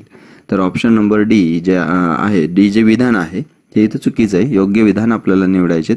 अ, ब, क हे 3 विधानं बरोबर आहेत. त्यामुळे सेकंड नंबरचा ऑप्शन आपला आन्सर राहील. आता लास्ट क्वेश्चन या ठिकाणचा बघणार आहोत आपण. योग्य पर्याय निवडा. तात्पुरते चुंबक तयार करायचे असल्यास त्यास विद्युत चुंबक असं म्हणतात. आणि दुसरं आहे कायमचे चुंबक तयार करावायचे असल्यास अल्निको वापरतात. आता दोन गोष्टी आहेत. दोन गोष्टींवरून या ठिकाणी चुंबकाबद्दलची थोडीशी माहिती आपल्याला मिळणार आहे. तात्पुरतं चुंबक ज्यावेळेस तयार करायचं आहे त्यावेळेस त्यास विद्युत चुंबक म्हणतात. आता एक लक्षात घ्या, याच्यासाठी एक प्रयोग साधा आहे की खिळ्याच्या भोवती तार जर गुंडाळली तर तार गुंडाळल्यावरती त्या तारेतून जर विद्युत प्रवाह आपण जर पाठवला तर त्या खिळ्यामध्ये चुंबकत्व निर्माण होत असतं. लाईट जर बंद केली किंवा तारेमधली आपण लाईट जर बंद केली तर त्या खिळ्यातलं चुंबकत्व नष्ट होतं. मग एक लक्षात घ्या, मोठ्या मोठ्या वस्तू असतात, लोखंडाच्या कंटेनर असतात, तर हे उचलण्यासाठी एक शक्तिशाली चुंबकाची आवश्यकता असते. आणि शक्तिशाली चुंबक कधी तयार होतो? ज्यावेळेस त्या असंच लोखंडाच्या खिळ्याभोवती जसं तारेचे वेटोळे असतात तशाच पद्धतीने एक लाईट त्याच्यामध्ये पाठवली जाते आणि चुंबक तयार केला जातो. त्यालाच आपण एक प्रकारे तात्पुरते चुंबक म्हणतो. आणि एक विद्युत चुंबक तेच असतं की क्रेनचा वापर अशा पद्धतीचा, ठीक आहे. आणि कायमचे चुंबक तयार करावायचे असल्यास त्याला अल्निको वापरतात. आता अल्निको काय भानगड आहे? तर अल्निको म्हणजे एक प्रकारे आहे त्याच्यामध्ये nickel, cobalt, okay, aluminium, nickel, cobalt यांचं मिश्रण असतं आणि अल्निको असतो. आणि अल्निको हा पदार्थ आहे हा ॲल्युमिनियम, निकेल आणि कोबाल्ट यांच्या मिश्रणाचा, ओके, संयुग नाही बरं, मिश्रण आहे, फक्त मिक्स केलेलं आहे. मग त्यामध्ये कायम चुंबक हे त्यापासून बनवत असतात, ह्या पदार्थांपासून. आणि विद्युत चुंबकाचा वापर जर उदाहरणं जर बघितली तर आपल्या घरातली बेल असेल किंवा कंटेनर उचलायची क्रेन असेल मोठी मोठी, तर ती एक विद्युत चुंबक असतात, त्यात तात्पुरते चुंबक म्हणून वापरलेलं असतं. तर जे दोन्ही या ठिकाणी विधानं दिलेली आहेत ही दोन्ही विधानं बरोबर आहेत. ऑप्शन नंबर 3 पर्याय या ठिकाणी योग्य राहणारा आहे. आता मित्रांनो 25 क्वेश्चन्स आपण या ठिकाणी घेतलेली आहेत. 25 आउट ऑफ तुम्हाला 25 सुद्धा काही जणांना पडले असतील. ज्यांना पडली त्यांचं खरंच मनापासून अभिनंदन. सिंपल क्वेश्चन्स तुम्ही शेवटपर्यंत या ठिकाणी फॉलो केलेत त्याबद्दल देखील तुमचे आभार. आणि एक सिंपल मेथडमधूनच विज्ञान तुम्ही जर शिकलात तर तुमचा कॉन्फिडन्स हा वाढणार आहे. त्याच्यामुळे मी जास्त काही या विषयावर आता बोलणार नाही आहे, ठीक आहे. तर तुमच्यासाठी एक क्वेश्चन असणार आहे, त्यानंतर आपण स्टॉप करणार आहोत, ओके. विद्युत चुंबकाचा शोध हा कोणी लावलेला आहे? त्याच्यामध्ये पर्याय आहेत मॅगलेव, न्यूटन, मायकेल फॅरेडे आणि मॅग्नस. तर या 4 पर्यायापैकी योग्य आन्सर तुम्ही कमेंट्स बॉक्समध्ये मेन्शन करायचे. पहिला क्वेश्चन तुम्हाला मी विचारलेला आहे, विज्ञान दिवस, राष्ट्रीय विज्ञान दिन कधीपासून साजरा केला जातो? त्याचे ऑप्शन्स आहेत 1985, 1986, 1987 आणि 1988. आणि दुसरा क्वेश्चन हा तुमच्यासाठी आहे, एक विद्युत चुंबकाचा शोध कोणी लावला? कुठला आन्सर हे असेल हे तुम्ही इथं कमेंट बॉक्समध्ये मेन्शन करायचे. क्वेश्चन जो आहे हा तुमच्यासमोर आलेला आहे इथं, ठीक आहे. आता क्वेश्चन सेकंडकडे आपण जाऊया. क्वेश्चन फर्स्टचा आन्सर जे आहे हे ऑप्शन नंबर 2 या ठिकाणी असणार आहे. क्वेश्चन नंबर 2 मध्ये प्रकाश संश्लेषण क्रियेत जमिनीतील पाणी, पोषक तत्वे, सूर्यप्रकाश व टिंबटिंबच्या सहाय्याने अन्ननिर्मिती वनस्पतींद्वारे केली जाते. आता इथं फोटोसिंथेसिसच्या प्रोसेसवरती हा क्वेश्चन आलेला आहे. एक महत्त्वाची गोष्ट म्हटलं तर यामध्ये आता पर्याय आपण बघूया अगोदर. Carbon dioxide, oxygen, carbon monoxide आणि यापैकी नाही. प्रकाश संश्लेषण जी क्रिया असते यामध्ये पाणी येतं, सूर्यप्रकाश येतो, पोषक तत्व जे असतात ते पोषक तत्व म्हणजेच पाण्यामधील हरितद्रव्य आहे, हे हरितद्रव्य म्हणजे त्याला आपण क्लोरोप्लास्ट म्हणतो, हे सूर्यप्रकाशाच्या सानिध्यामध्ये. आणि एक महत्त्वाची गोष्ट जी आहे ती या ठिकाणी ड्रॉपडाऊन केलेली आहे, ती तुम्हाला फिल करायची आहे. ऑप्शन्स खाली दिलेले आहेत, त्यामध्ये जे आन्सर आहेत ते कार्बन डायऑक्साईडच्या साहाय्याने या ठिकाणी अन्न निर्मिती वनस्पतींद्वारे केली जाते. एक फोटोसिंथेसिसची एक प्रोसेस आहे, त्यामध्ये कार्बन डायऑक्साईडचं त्या ठिकाणी अन्न निर्मिती प्रक्रियेमध्ये वनस्पतीद्वारे शोषण या ठिकाणी केलं जातं, श्वसन नाही, ओके. तर इथं लक्षात घ्या महत्त्वाची ही गोष्ट आपल्या फोटोसिंथेसिस प्रोसेसबद्दलची आहे. आता प्रकाश संश्लेषण क्रिया ही वनस्पतींद्वारे होत असते. मग त्यामध्ये त्याच्यानुसार दोन्ही स्वरूपांच्या वनस्पती किंवा सहजीवी वनस्पती असतात, काही स्वयंपोषी असतात, काही परपोषी असतात. मग फोटोसिंथेसिस ज्यावेळेस होतं, अन्न निर्मिती ज्यावेळेस होत असते त्यावेळेस ती वनस्पती स्वयंपोषी वनस्पती असते आणि सहजीवीमध्ये एक वनस्पती त्या ठिकाणी ही क्रिया पूर्ण करत असते देखील, ओके. ऑप्शन नंबर फर्स्ट हे क्वेश्चन नंबर 2चा आन्सर राहील. पुढे क्वेश्चन नंबर 3 कडे जाऊया. योग्य पर्याय निवडा. त्यामध्ये 2 विधानं दिलेली आहेत. आता दोन्ही विधानांमध्ये खाली जे पर्याय दिलेले आहेत त्यातून आपल्याला त्याचा आन्सर मेन्शन करायचं आहे. चेतनेला प्रतिसाद देण्याच्या क्षमतेला चेतना क्षमता म्हणतात. आणि दुसरा आहे कुत्रा हा प्राणी 12 ते 18 वर्ष आयुर्मानाचा असतो. तर योग्य पर्याय आपल्याला यामध्ये निवडायचा आहे. सजीवांच्या प्रमुख लक्षणांपैकी जे लक्षणं असतात ती लक्षणं आपण बघितली होती. त्यामध्येच एक चेतनेला प्रतिसाद देण्याच्या क्षमतेला चेतना क्षमता असे म्हणतात. हे एक लक्षण आहे त्यामधलं सजीवांचं. बरोबर आहे. आणि कुत्रा हा प्राणी 12 ते 18 वर्ष आयुर्मान असतं. आता कधी हे दोन्ही विधानं या ठिकाणी बरोबर आहेत, त्यामुळे ऑप्शन नंबर 3 या ठिकाणी आन्सर आहे. आता असेच प्रश्न एक MPSCने मागील 1-2 वर्षापूर्वी विचारले देखील होते. आता कधी कधी कसं आहे, आपण सर्व स्पर्धा परीक्षांच्या रिलेटेड क्वेश्चन्स या ठिकाणी विचारात घेतोय. त्यामुळे ॲज एक जनरल सायन्स म्हणून आपल्याला कुत्रा हा प्राणी किती वर्षापर्यंतचा आहे, किंवा शहामृग जसं 15 वर्ष जगतो, कासव हा 170 वर्षापर्यंत जगतो. त्यामध्ये मे फ्लाय नावाचा जो एक कीटक आहे, हा मे फ्लाय नावाचा कीटक 1 तास ते 24 तास याच्या दरम्यानच त्याचं एक पूर्णपणे लाईफ सायकल असते. हे विचार करावे. मे फ्लाय असं या कीटकाचं नाव आहे. आणि जे महत्त्वाची गोष्ट म्हटलं तर यामध्ये चेतनेला प्रतिसाद देण्याच्या क्षमतेला चेतना क्षमता म्हणतो. आणि यामध्ये ज्या चेतापेशी येत असतात मानवा शरीरामध्ये, तर मानवाच्या शरीरामध्ये चेतापेशींबद्दल महत्त्वाची गोष्ट म्हटलं तर सर्वात लांब पेशी म्हणून चेतापेशी आपण ओळखतो. त्यामध्ये स्टिम्युलस घेणं आणि रिस्पॉन्स देणं हे या चेतापेशींचं महत्त्वाचं कार्य आहे. तर दोन्ही विधानं या ठिकाणी बरोबर आहेत. ऑप्शन नंबर 3 या क्वेश्चन नंबर 3चं आन्सर राहणार आहे. ठीक आहे. ज्यांनी कोणी आन्सर काढला असेल त्यांचं कॉंग्रॅट्स. आणि पूर्णपणे टोटल किती मार्क येत आहेत हे शेवटी सुद्धा तुम्ही कमेंट्स करायचं आहे. क्वेश्चन नंबर 4 मध्ये योग्य पर्याय निवडायचे. दोन विधानं दिलेली आहेत. त्यामध्ये सुद्धा सजीव एकपेशीय असो वा बहुपेशीय सर्व लक्षणे सजीवांची ही प्रत्येक पेशींमध्ये दिसतात. आणि दुसरं विधान आहे सजीवांचा लहानात लहान घटक हा पेशी आहे. दोन्ही विधानं या ठिकाणी बरोबर आहेत. त्यामुळं ऑप्शन नंबर 3 हे या ठिकाणी आन्सर राहणार आहे. सजीव एकपेशी असो किंवा बहुपेशी सर्व लक्षणं जी आहेत सजीवांची आपण बघितलेली ती प्रत्येक पेशींमध्ये दिसत असतात. आणि प्रमुख सजीवांचा लहानात लहान घटक म्हटलं तर कुठला आहे, तो पेशी आहे, सेल आहे. क्वेश्चन नंबर 5 आहे भारतातील वनस्पती संवर्धनाचे कार्य भारतीय वनस्पती सर्वेक्षण संस्था 1890 मध्ये स्थापन करण्यात आलेली आहे. आणि भारतातील प्राणी संवर्धनाचं कार्य करणारी भारतीय प्राणी सर्वेक्षण संस्था 1916 मध्ये स्थापन करण्यात आलेली आहे. या दोन्ही ज्या आहेत याला आपण एक भारतीय वनस्पती सर्वेक्षण संस्था आणि भारतीय प्राणी सर्वेक्षण संस्था म्हणजे या दोन्ही तितक्याच महत्त्वाच्या आहेत. आपण दोन्ही ज्या संस्था आहेत या दोन्ही लक्षात ठेवायच्या देखील आहेत. कारण एक अनोळख्या प्राणी किंवा अनोळखी वनस्पती असेल त्याची माहिती जर आपल्याला घ्यायची म्हटलं तर याची माहिती किंवा त्यांना सुद्धा आपण ही माहिती किंवा ही वनस्पती निदर्शनास आणू शकतो अशा या संस्था आहेत भारतातील. तर त्या दोन्हीही बरोबर आहेत. म्हणजे एक 1890 मध्ये आणि 1916 मध्ये अनुक्रमे वनस्पती संवर्धन संस्था आणि प्राणी संवर्धन संस्था आपल्या भारतामध्ये स्थापन करण्यात आलेल्या आहेत. पुढच्या क्वेश्चनकडे जाऊया. वनस्पतीचे शास्त्रीय पद्धतीने वर्गीकरण कोणी केलेले? हिपोक्रेटिस, कार्ल लिनियस, लॅव्हाझिए आणि डार्विन. अतिशय सिंपल क्वेश्चन आहे. वनस्पतींचं वर्गीकरण रचना, विविध अवयव व साम्य आणि भेद यांच्या आधारे सुद्धा वर्गीकरण करण्यात आलेलं आहे.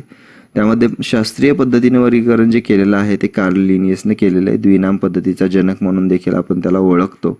बरोबर. तर क्वेश्चन नंबर 6 याचा आन्सर ऑप्शन नंबर 2 आहे. पुढे याच क्वेश्चन नंबर 6 बद्दल आणखीन जर सांगायचं म्हटलं तर एक वर्गीकरण शास्त्राचा किंवा टॅक्झॉनॉमीचा जनक कोण आहे असं सुद्धा म्हटलं तर कार्ल लिनियस त्या ठिकाणी आपण आन्सर मेन्शन करू शकतो. क्वेश्चन हा जो आहे तो परीक्षेमध्ये भरपूर वेळेस विचारला गेलेला आहे. क्वेश्चन नंबर 7 कडे जाऊया.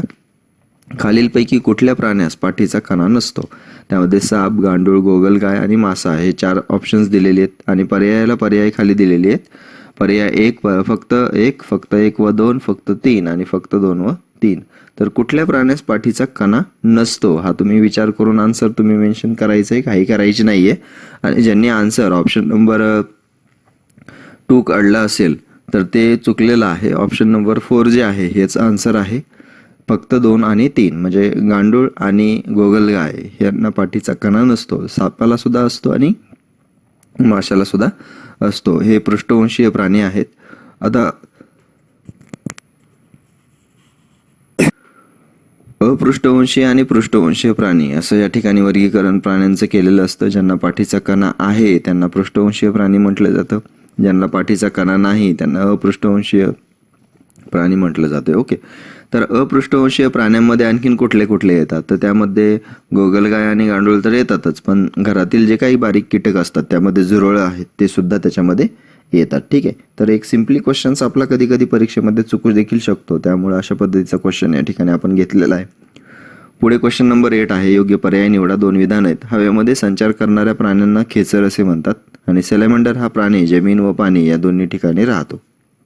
तर हवेमध्ये जे संचार करणारे प्राणी आहेत त्यांना वर्गीकरणाच्या याच्यानुसार नाव जे दिलेलं आहे हे खेचर असं बरोबर आहे. आणि सॅलॅमंडर जो प्राणी आहे, जसं बेडूक, सॅलॅमंडर, टोड हे जे प्राणी आहेत हे दोन्ही ठिकाणी राहतात, म्हणजे जमीन आणि पाणी या ठिकाणी राहतात. जमीन आणि पाणी या ठिकाणी राहणारे जे प्राणी असतात त्यांना उभयचर प्राणी असं आपण म्हणतोय. आता घार, गरुड, कावळा किंवा फुलपाखरं असतील किंवा एक हनीबी म्हणजेच मधमाशी असतील, तर हे सर्व हवेमध्ये संचार करणारे प्राणी आहेत, त्यांना आपण खेचर असं म्हणतोय. आता हे बऱ्याच ठिकाणी अंशिक खेचर हा शब्द बऱ्याच जणांना माहीत नसेल, परंतु हा एक बेसिक शब्द जो आहे, वर्ड जो आहे, हा आपल्याला बेसिक बुकमध्येच विज्ञानाच्या मिळेल. त्यामुळे अशा पद्धतीचे सिम्पल क्वेश्चन्स इथं मी घेतलेली आहेत. ऑप्शन नंबर 3 याचा आन्सर राहील. क्वेश्चन नंबर 9 आहे, विसंगत घटक ओळखायचा आहे. त्यामध्ये बुरशी, भूछत्र, स्पायरोगायरा आणि शेवंती. तर विसंगत घटक तुम्ही ओळखला असेल, यामध्ये ऑप्शन नंबर 4 याचा आन्सर आहे शेवंती. कारण बुरशी, भूछत्र आणि स्पायरोगायरा ज्या आहेत या अपुष्प वनस्पती आहेत. वनस्पतींमध्ये अपुष्प आणि सपुष्प अशा वनस्पती असतात. अपुष्प म्हणजे पुष्प न येणाऱ्या, फुलं न धारण करणाऱ्या, आणि सपुष्प वनस्पती म्हणजेच बीजपत्री, म्हणजेच त्या ठिकाणी एक प्रकारे ज्यांना फुलं येतात. आता फुलं आले म्हटले त्यांना फळं देखील येणार, म्हणजेच त्या ठिकाणी बी सुद्धा येणार. म्हणजे एक साधारणतः फेनोरोगॅम्स आणि क्रिप्टोगॅम्स अशा पद्धतीचं वर्गीकरण त्यामध्ये होत असतं. फेनोरोगॅम्स किंवा क्रिप्टोगॅम्स ज्या वनस्पती आहेत या अपुष्प सपुष्प वनस्पतीनुसार आहे. त्यामुळे बुरशी, भूछत्र आणि स्पायरोगायरा या एकाच गटातील असतील, परंतु विसंगत घटक या ठिकाणी ऑप्शन नंबर 4 हा असणार आहे. पुढे जगातील सर्वात लहान फूल खालीलपैकी कुठलं आहे, तर त्यामध्ये उल्फिया, रॅफ्लेशिया, गारवेल आणि यापैकी नाही अशा प्रकारचे ऑप्शन्स आहेत. जगातील सर्वात मोठं फूल रॅफ्लेशिया हे आहे, बरोबर आहे, परंतु सर्वात लहान जे फूल आहे हे 0.5 मिलीमीटर एवढ्या लहान आकाराचे आणि त्याचं नाव जे आहे हे उल्फिया आहे. सर्वात मोठे फूल इंडोनेशियामधलं रॅफ्लेशिया आहे. अर्नोल्डी वनस्पतीच्या फुलाचा व्यास हा सुमारे 1 मीटरचा आहे, म्हणजे रॅफ्लेशिया अर्नोल्डी असं नाव आहे त्याचं. आणि सर्वात लहान फूल मध्ये आपण क्वेश्चनमध्ये बघितलेलं आहे ते आहे उल्फिया. पुढे आता क्वेश्चन नंबर 11 कडे जाऊया. प्रत्येक सजीवाचे त्याच्या परिसराशी व वातावरणाशी जुळवून घेण्याच्या त्याच्या शरीराच्या अवयवामध्ये तसेच जीवन जगण्याच्या पद्धतीमध्ये कालानुरूप घडून आलेल्या बदलास काय म्हणतात. त्यामध्ये पर्याय आहे समायोजन, अनुकूलन, परिवर्तन आणि उत्क्रांती. यामध्ये महत्त्वाची गोष्ट तुमच्या लगेच लक्षात यायला हवी, कारण हा जो टॉपिक आहे विज्ञानमध्ये तो अतिशय महत्त्वाचा आहे. त्याला आपण ॲडॅप्टेशन असं म्हणतो. अनुकूलन हे त्याचा आन्सर आहे. प्रत्येक सजीवांचं त्यांच्या परिसराशी किंवा वातावरणाशी जुळवून घेण्याची एक अवयवामध्ये बदल घडवून आणण्याची एक कालानुरूप घडलेला बदल आहे किंवा पद्धत आहे, त्याला आपण अनुकूलन म्हणतोय. आता ही लगेच होणारी प्रक्रिया नाही आहे, ही निरंतर चालणारी प्रक्रिया आहे. जसं की वाळवंटी प्रदेशामध्ये निवडुंग आहे. आता निवडुंग हे एक प्रकारे खोडरूपी वनस्पती आहे. मग तिला पानं नसतात का, तर पानं जी आहेत ही काट्याच्या स्वरूपामध्ये त्याच्यावरती आलेली असतात. किंवा कमळ वनस्पती आहे, जलवर्णी आहे, देठ मऊ असतं, पोकळ व लवचिक असतं. किंवा हिम प्रदेशातील पाईन आणि देवदार आहे, म्हणजे जाड सालीची आणि टोकदार पानं असलेली वनस्पती आहेत, कारण त्या ठिकाणी नेहमी हिमवर्षा होत असते. अशा पद्धतीचं एक अनुकूलन त्या ठिकाणी त्या वातावरणामध्ये किंवा परिसरामध्ये शरीराच्या अवयवामध्ये असतील किंवा वनस्पतीच्या अवयवामध्ये असतील, हे एक लाईफ सायकल पूर्ण करण्यासाठी एक कालानुरूप बदल घडून आलेला आहे. उदाहरणार्थ हिम प्रदेशातील थंड हवामान आहे, पण थंड हवामानाला पातळ साल असलेली वनस्पती टिकू शकणार नाही. त्यामुळे जाड साल असलेल्या टोकदार पानाच्या, म्हणजे टोकदार पानं असले म्हणजे बर्फ किंवा हिमवर्षा त्या पानावरती साचून राहणार नाही, ॲटोमॅटिकली डायरेक्टली ती काय जाते, निघून जाते, म्हणजे थंडीचा त्याच्यावरती जास्त परिणाम होणार नाही. अशा पद्धतीने तिथं अडॅप्टेशन या वनस्पतीमध्ये, या प्राण्यांमध्ये, जसं की कमळ असेल, वाळवंटी प्रदेशातील उंट असेल, त्याच्यामध्ये सुद्धा अशा पर्पतीचं अनुकूलन हे आपल्याला पाहायला मिळतंय. क्वेश्चन नंबर 11चा आन्सर ऑप्शन नंबर 2 राहील. क्वेश्चन नंबर 12 आहे, योग्य पर्याय निवडा. अमरवेल ही परपोषी वनस्पती असून खोडाचे जाळे इतर वनस्पतीवर पसरलेले असते. आणि नायट्रोजनची मात्रा ज्या ठिकाणी जास्त आहे अशा ठिकाणी घटपर्णी वनस्पती कीटकांचे भक्षण करून नायट्रोजनचा समतोल घडवून आणतात. फार महत्त्वाची विधान आहे. त्यामध्ये एखादा वर्डिंग कुठे काही मिस झालेलं आहे का कुठे चुकीचं आलेलं आहे का यासाठी कन्फर्मेशनसाठी पुन्हा एकदा व्यवस्थित रीड करायचं आहे. अमरवेल ही परपोषी वनस्पती आहे हे तर आपल्याला माहिती आहे. मग असून खोडाचे जाळे इतर वनस्पतीवर पसरलेले असते. आता अमरवेली ही जी वनस्पती आहे ही एक खोडरूपी वनस्पती आहे. पिवळ्या रंगाच्या एक लाईन्स किंवा छोटे छोटे बारीक बारीक मुळांसारख्या आपल्याला एक लाईन्स त्या वनस्पतींवर पडलेल्या दिसतात. त्यामुळे ऑप्शन नंबर विधान अ हे बरोबर आहे. आता दुसरं विधान आहे हे त्यामध्ये नायट्रोजनची मात्रा ज्या ठिकाणी जास्त आहे. आता इथे जास्त आहे त्या ठिकाणी अशा ठिकाणी घटपर्णी वनस्पती आहेत कीटकांचं भक्षण करून नायट्रोजन समतोल घडून आणतात. आता ज्या ठिकाणी नायट्रोजनची मात्रा जास्त आहे त्या ठिकाणी नायट्रोजनचं समतोल कशा पद्धतीने घडून येईल. नायट्रोजनची मात्रा ऑलरेडी त्या ठिकाणी जास्त आहे ना. मग या घटपर्णी वनस्पती कीटकांचं भक्षण देखील करून नायट्रोजनची कमतरता दूर करत असतात. त्यामुळे ज्या ठिकाणी कमी आहे अशा ठिकाणी घटपर्णी वनस्पती नायट्रोजनच्या समतोल घडवून आणण्याकरता कीटकांचं भक्षण करत असतात. त्यामुळे ब विधान या ठिकाणी चुकीचं आहे. मग योग्य पर्याय निवडला तर अ बरोबर म्हणजे ऑप्शन नंबर 1 या ठिकाणी आपला आन्सर हे राहणार आहे. तर यामध्ये घटपर्णी वनस्पती ज्या आहेत या कुठल्या कुठल्या आहेत तर त्यामध्ये व्हीनस फ्लायट्रॉप आहे. ओके, व्हीनस फ्लायट्रॉप आहे. पुन्हा ड्रॉसेरा ही एक वनस्पती या ठिकाणी घटपर्णी वनस्पतीच्या ह्याच्यामधली आहे. व्हीनस फ्लायट्रॉप आणि ड्रॉसेरा. ओके, आता क्वेश्चन नंबर 13 कडे जाऊया. बेडूक हा प्राणी फक्त त्वचेच्या साहाय्याने श्वसन करतो आणि शाकाहारी प्राण्यांच्या डोळ्यांचे स्थान कपाळाच्या खाली व बाजूस देखील असते. आता एक महत्त्वाची गोष्ट म्हटलं तर बेडूक हा जो प्राणी आहे हा उभयचर प्राणी आहे. म्हणजे पाण्यामध्ये आणि जमिनीवर दोन्ही ठिकाणी राहतो. दोन्ही ठिकाणी राहतो म्हटल्यावरती श्वसन करताना मात्र दोन्ही मार्ग त्याच्यामध्ये असले पाहिजेत. त्यामुळं इथं पहिल्या विधानामध्ये थोडीशी गफलत झालेली आहे. बेडूक हा प्राणी फक्त त्वचेच्या साहाय्याने श्वसन करतो हे चुकीचं आहे. कारण तो त्वचेच्या द्वारे आणि फुफ्फुसाद्वारे अशा दोन्ही घटकाद्वारे हा श्वसन करत असतो. आणि शाकाहारी प्राण्यांच्या डोळ्यांचे स्थान जे आहे हे कपाळाच्या खाली व बाजूस देखील असतं. कारण शाकाहारी प्राणी मोस्ट शिकार किंवा भक्ष्य ही मांसाहारी प्राण्यांची होत असतात. आणि प्राण्यांचं भक्ष्य न व्हावं याकरिता त्यांचं अडॅप्टेशन कशा पद्धतीने झालेलं आहे हे लक्षात घ्या. प्राण्यांच्या डोळ्यांचं स्थान कपाळाच्या खाली आहे परंतु बाजूस देखील आहे. त्यामुळं एक 270 डिग्री सेल्सिअस पर्यंत म्हणजे एक कानाच्या बॅक साईड पर्यंत आपल्याला तिथं कुठं एखादा मांसाहारी प्राणी आपल्याला भक्ष्य तर बनवत नाहीये ना. यासाठी जीव वाचवण्याकरिता हे एक अडॅप्टेशन त्यांना डोळ्यांच्या स्थानामध्ये आलेलं आहे. ब विधान बरोबर आहे, अविधान चुकीचं आहे. त्यामुळे ऑप्शन नंबर 2 या क्वेश्चन नंबर 13चा आन्सर राहील. आता क्वेश्चन नंबर 14 कडे जाऊया. क्वेश्चन नंबर 14 आहे विसंगत घटक ओळखा. त्यामध्ये आहे पांढरा कोल्हा, कोळी, साप आणि सरडे. तर विसंगत घटक याच्यामध्ये ओळखायचा आहे. थोडंसं तुम्हाला जम्बलिंग या ठिकाणी होईल. एक जर तुम्ही ज्या गोष्टी तुम्हाला माहीत आहेत त्या गोष्टी जर तुम्ही या ठिकाणी वेगळ्या पाडण्याचा प्रयत्न केला तर 100% तुम्हाला उत्तर या ठिकाणी बरोबर येईल. थोडंसं साप किंवा सरडे किंवा कोळी हे जे आहेत ना तर हे जाड त्वचेची म्हणजे उष्ण ठिकाणी असणारी, थोडक्यात आपण वाळवंटी प्रदेशातील प्राणी आहेत असं सुद्धा त्या ठिकाणी विचारात त्याचं घेऊ शकतो. आणि पांढरा कोल्हा जर विचारात घेतला तर हा हिम प्रदेशातील म्हणजे बर्फाळ प्रदेशातील प्राणी आहे. आणि पांढरा कारण बर्फाळ प्रदेशातील जे आईस आहे त्या आईसच्या कलरनुरूप एक व्हाईट कलर या कोल्ह्याचा देखील त्या ठिकाणी असतो जेणेकरून त्याचं शिकार त्या ठिकाणी होणार नाही. अशा पद्धतीने एक कलर त्याला तो मॅच झालेला असतो. म्हणजे विसंगत घटक जर बघितला तर पांढरा कोल्हा हा या ठिकाणी विसंगत घटक आहे. कारण हिमप्रदेशामधील प्राणी इतर जर बघितले तर पांढऱ्या कोल्ह्यासोबत चंदेरी कोल्हा आहे, हस्की कुत्रा आहे किंवा हिमबिबट्या आहे किंवा ध्रुवीय अस्वल आहे. ओके, हे सर्व प्राणी जे आहेत हे हिमप्रदेशातील आहेत. क्वेश्चन नंबर 14चा आन्सर ऑप्शन नंबर 1 हे आहे. क्वेश्चन नंबर 15 कडे आपण जाऊया. चार्ल्स डार्विन यांनी डार्विनचा उत्क्रांतिवाद सिद्धांत केव्हा मांडला? 1958, 1857, 1858 आणि 1808. तर यामध्ये डार्विन यांनी उत्क्रांतिवादाचा जो सिद्धांत आहे तो 1858 मध्ये मांडलेला आहे. ऑप्शन नंबर 3 हे आन्सर बरोबर आहे. इंग्लंडच्या अल्फ्रेड रसेल वॉलेस, मी पुन्हा एकदा सांगतो, इंग्लंडच्या अल्फ्रेड रसेल वॉलेस यांच्या समवेत हा सिद्धांत त्यांनी मांडलेला आहे.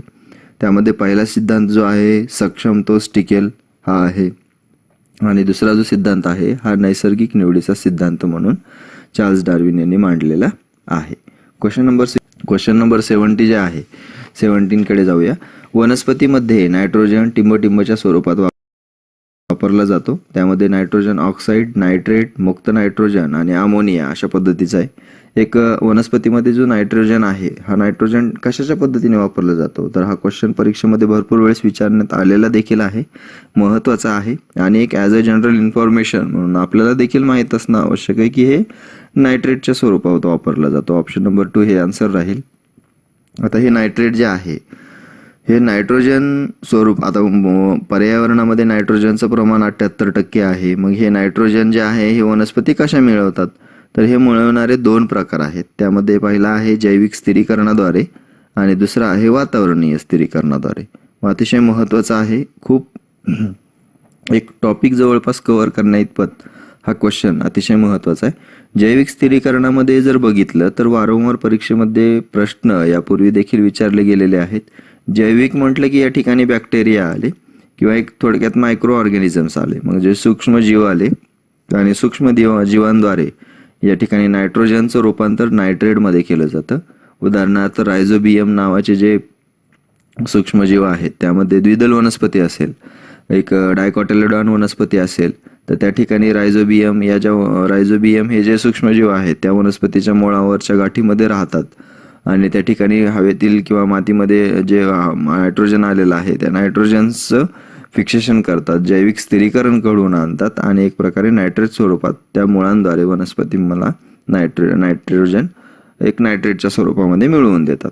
पुढे दुसरी गोष्ट, वातावरणीय स्थिरीकरणामध्ये जो नायट्रोजन आहे तो हवेतील नायट्रोजन आणि ऑक्सिजन, ज्यावेळेस वातावरणातील स्थिरीकरण म्हणजे वातावरणातील एक समजा वीज चमकण्याची जी प्रोसेस आहे त्या वीज चमकण्याच्या प्रोसेसमध्ये नायट्रोजन आणि ऑक्सिजन यांचं एकत्रीकरण होऊन नायट्रोजन ऑक्साईड तयार होतं, आणि नायट्रस ऑक्साईड तयार झाल्याच्या नंतर त्याचं पुन्हा वातावरणामध्ये ऑक्सिडीकरण ज्यावेळेस होत असतं त्यावेळेस त्याचं नायट्रोजन डायऑक्साईडमध्ये रूपांतर होतं.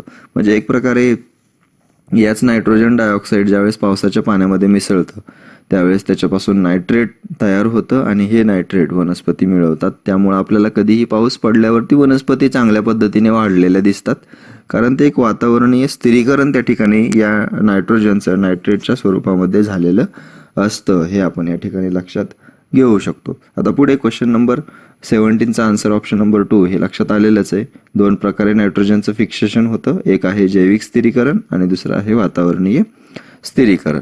ॲझोटोबॅक्टर म्हटलं की हे सूक्ष्मजीव एकदल वनस्पतीमध्ये असतात. रायझोबियम म्हटलं की हे सूक्ष्मजीव द्विदल वनस्पतीमध्ये नायट्रोजनचं फिक्सेशन नायट्रेटमध्ये करतात. ठीक आहे, तर क्वेश्चन नंबर 18 जे आहे याच्यामध्ये योग्य पर्याय निवडायचा आहे. द्विदल वनस्पतीमध्ये सोटमुळं असते, एकदल वनस्पतीमध्ये तंतुमय मुळं असतात.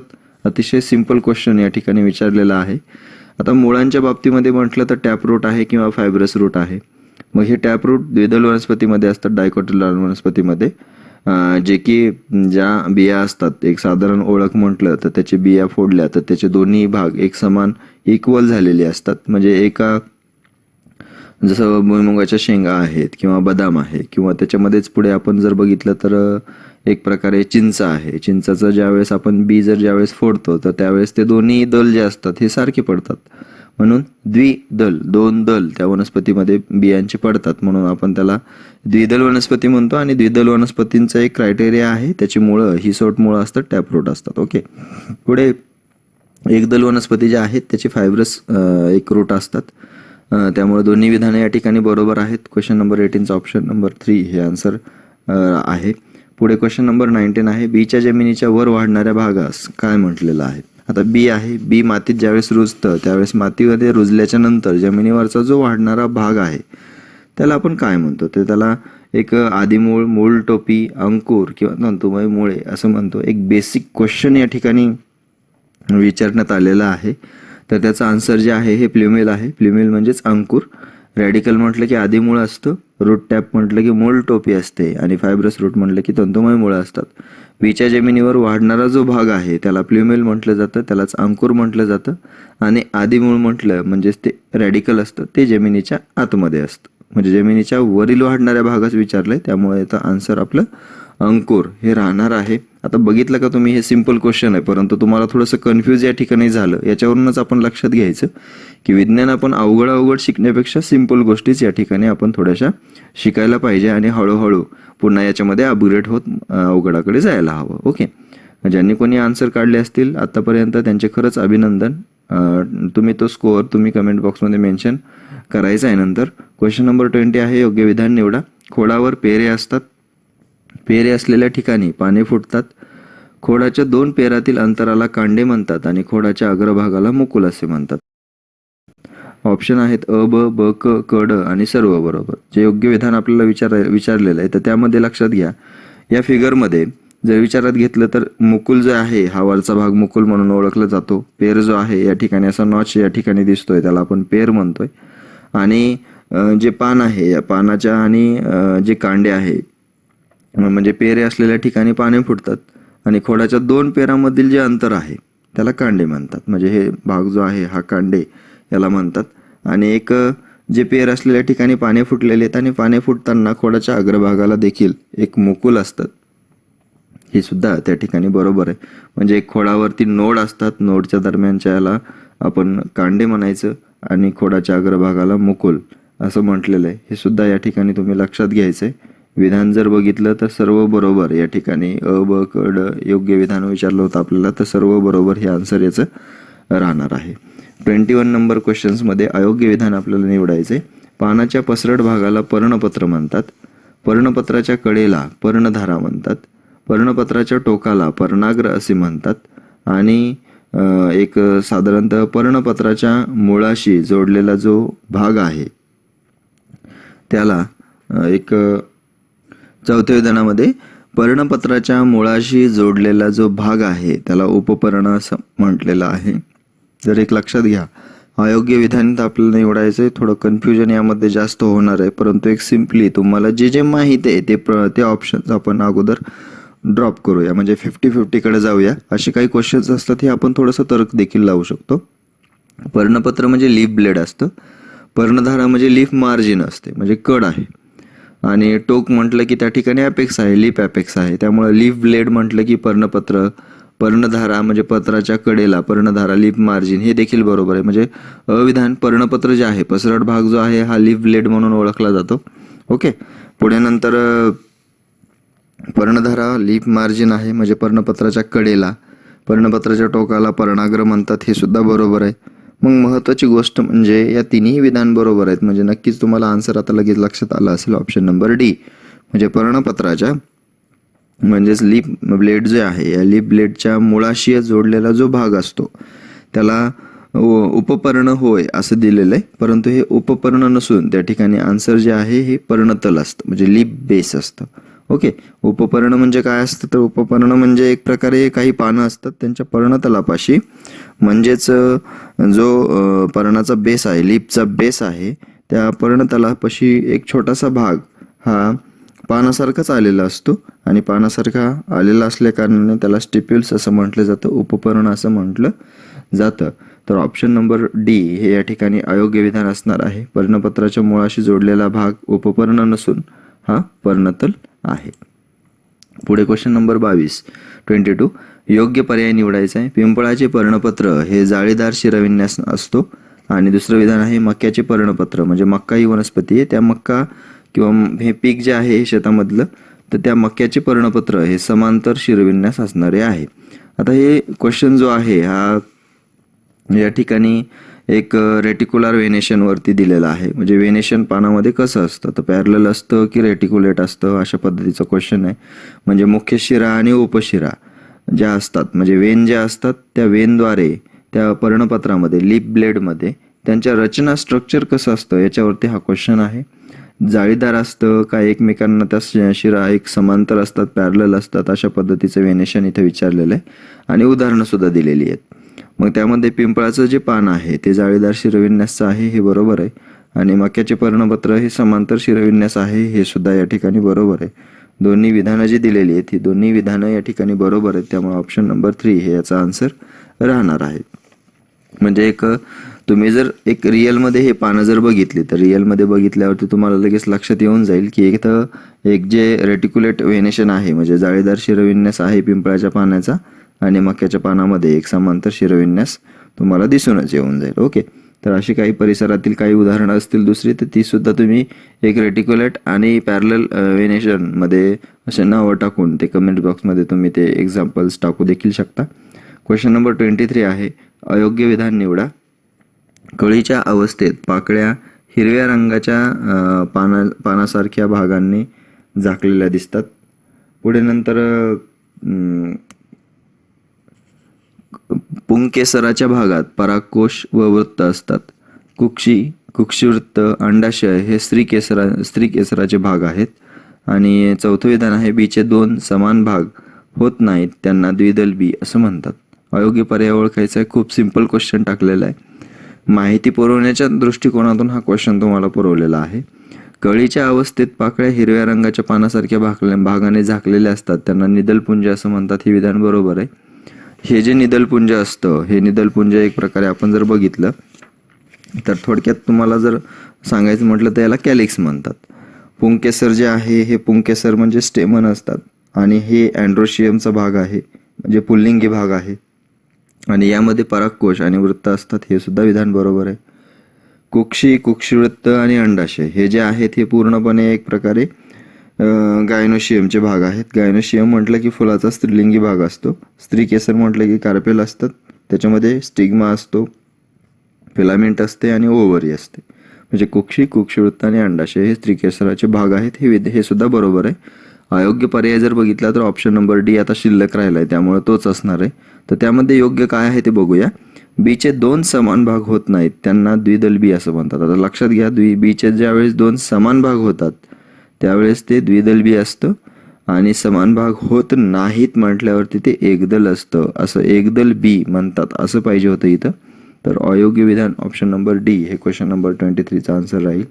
क्वेश्चन नंबर 24 कडे जाऊया. योग्य पर्याय निवडा. वनस्पतीमध्ये जलवाहिन्या मुळांकडून पाणी व क्षार वनस्पतीच्या वरील सर्व भागांकडे पोहोचविण्याचं कार्य करतात आणि प्रकाश संश्लेषणातून पानांमध्ये तयार झालेलं अन्न या रसवाहिन्या ज्या असतात या रसवाहिन्याच्या मार्फत वनस्पतींच्या इतर भागांकडे वापरण्यासाठी व साठवणूक करण्यासाठी ते वाहून नेले जाते. तर एक लक्षात घ्या, जलवाहिन्या झायलम म्हणून ओळखल्या जातात, रसवाहिन्या फ्लोएम म्हणून ओळखल्या जातात. 2 वहन व्यवस्था वनस्पतींमध्ये आहेत. ट्रान्सपोर्टेशन इन प्लांट्स म्हटलं तर झायलम आणि फ्लोएम अशा 2 स्वरूपाच्या एक ट्रान्सपोर्टेशन प्लांट्समध्ये असतात. मग जलवाहिन्या ज्या आहेत या जलवाहिन्या मुळांकडून पाणी व क्षार वनस्पतींच्या वरील सर्व भागांकडे पोहोचवतात आणि प्रकाश संश्लेषणामध्ये पानामध्ये जे तयार झालेलं अन्न असतं हे अन्न जसं ग्लुकोज असेल, शर्करा असेल किंवा एक ग्लुकोज रूपी अन्न घटक असतील तर हे रसवाहिन्यामार्फत वनस्पतींच्या इतर भागांकडे वापरण्यासाठी व साठवण करण्यासाठी ते पाठवलेलं असतं. त्यामुळं दोन्ही विधानं या ठिकाणी बरोबर असणार आहेत आपली. हे ट्रान्सपोर्टेशन इन प्लांट्समधलं हे दोन्ही विधानं आपण इथं विचारात घेतलेली आहेत. आता पुढे जो 25 नंबरचा क्वेश्चन असणार आहे हा तुमच्यासाठी 25 नंबरचा क्वेश्चन तुमच्यासाठी नाही आहे, तुमच्यासाठी याच्यानंतरचा राहील. हा लास्ट क्वेश्चन आपल्या एक MCQ मधला आहे. यामध्ये सहजीवी पोषण दर्शविणारे अयोग्य विधान ओळखायचे. तर पहिला आहे 2 किंवा अधिक सजीवांच्या निकट सहसंबंधातून पोषण, संरक्षण व आधार इत्यादींची पूर्तता केली जाते. दुसरं विधान आहे दगडफूल या प्रकारात शैवाल व बुरशी यातून सहजीवन साधलेले एक उत्तम उदाहरण आहे. तिसरं, या वनस्पतीत शैवाल बुरशीला अन्न पुरविते. आणि चौथं विधान आहे या वनस्पती सजीवांच्या कुजलेल्या मृत अवशेषावर अवलंबून असणाऱ्या असतात. तर सहजीवी पोषण आहे. हे सहजीवी पोषण कशा पद्धतीचं असतं तर हे सहसंबंधातून येणार असतं. मग सहसंबंधातून पोषण, संरक्षण, आधार इत्यादींची पूर्तता त्यामध्ये होत असते. सिम्बायोटिक न्यूट्रिशन्स त्याला आपण म्हणतो. म्हणजे अविधान बरोबर आहे. सिम्बायोटिक न्यूट्रिशन्सचं एक उत्तम उदाहरण जर बघितलं तर ते आहे शैवाल आणि बुरशी. त्यालाच आपण एक प्रकारे दगडफूल असं म्हणतो, लायकेन असं म्हणतो त्याला आपण. हे क्वेश्चन परीक्षेमध्ये विचारलेलं आहे. लायकेन म्हटलं की एक सिम्बायोटिक न्यूट्रिशन्स त्याच्यामध्ये कुठल्या वनस्पतींचं आहे तर त्यामध्ये शैवाल आणि बुरशी या दोघांचं सहजीवन आहे. पुढे या वनस्पतीत शैवाल बुरशीला अन्न पुरवतं. आता याच्यामध्ये लक्षात घ्या, बुरशीला शैवाल अन्न पुरवतं, परंतु बुरशी जी आहे ही शैवालाला निवारा किंवा महत्त्वाच्या काही घटक असतील, जसं की पाणी आहे किंवा काही मिनरल्स आहेत, हे मिनरल्स पुरवण्याचं काम बुरशी शैवालाला करते आणि शैवाल त्याद्वारे बुरशीला अन्न पुरवण्याचं काम करतं. म्हणजे एकमेकांना ते दोन्हीही मदत करतात, सहजीवी पोषण त्या ठिकाणी घडवून आणतात. म्हणून हे तिन्ही विधानं या ठिकाणी बरोबर आहेत. अयोग्य विधान तुमच्या लक्षात आलंच असेल. आता चौथं आहे, बघूया आता त्यामध्ये काय चुकीचं आहे. या वनस्पती सजीवांच्या कुजलेल्या मृत अवशेषांवर असणाऱ्या असतात. आता मृत अवशेषांवरती किंवा सजीवांच्या कुजलेल्या ह्याच्यावरती असणारे जे असतात तर त्यांना मृतोपजीवी वनस्पती आपण म्हणतो, सॅप्रोफायटिक प्लांट्स म्हणतो आपण त्याला. आपण सिम्बायोटिक न्यूट्रिशनच्या बाबतीत विचार करतोय. सॅप्रोफायटिक प्लांट्स म्हटलं की हे कुजलेल्या आणि मृत अवशेषांवरती अवलंबून असणाऱ्या वनस्पती आहेत.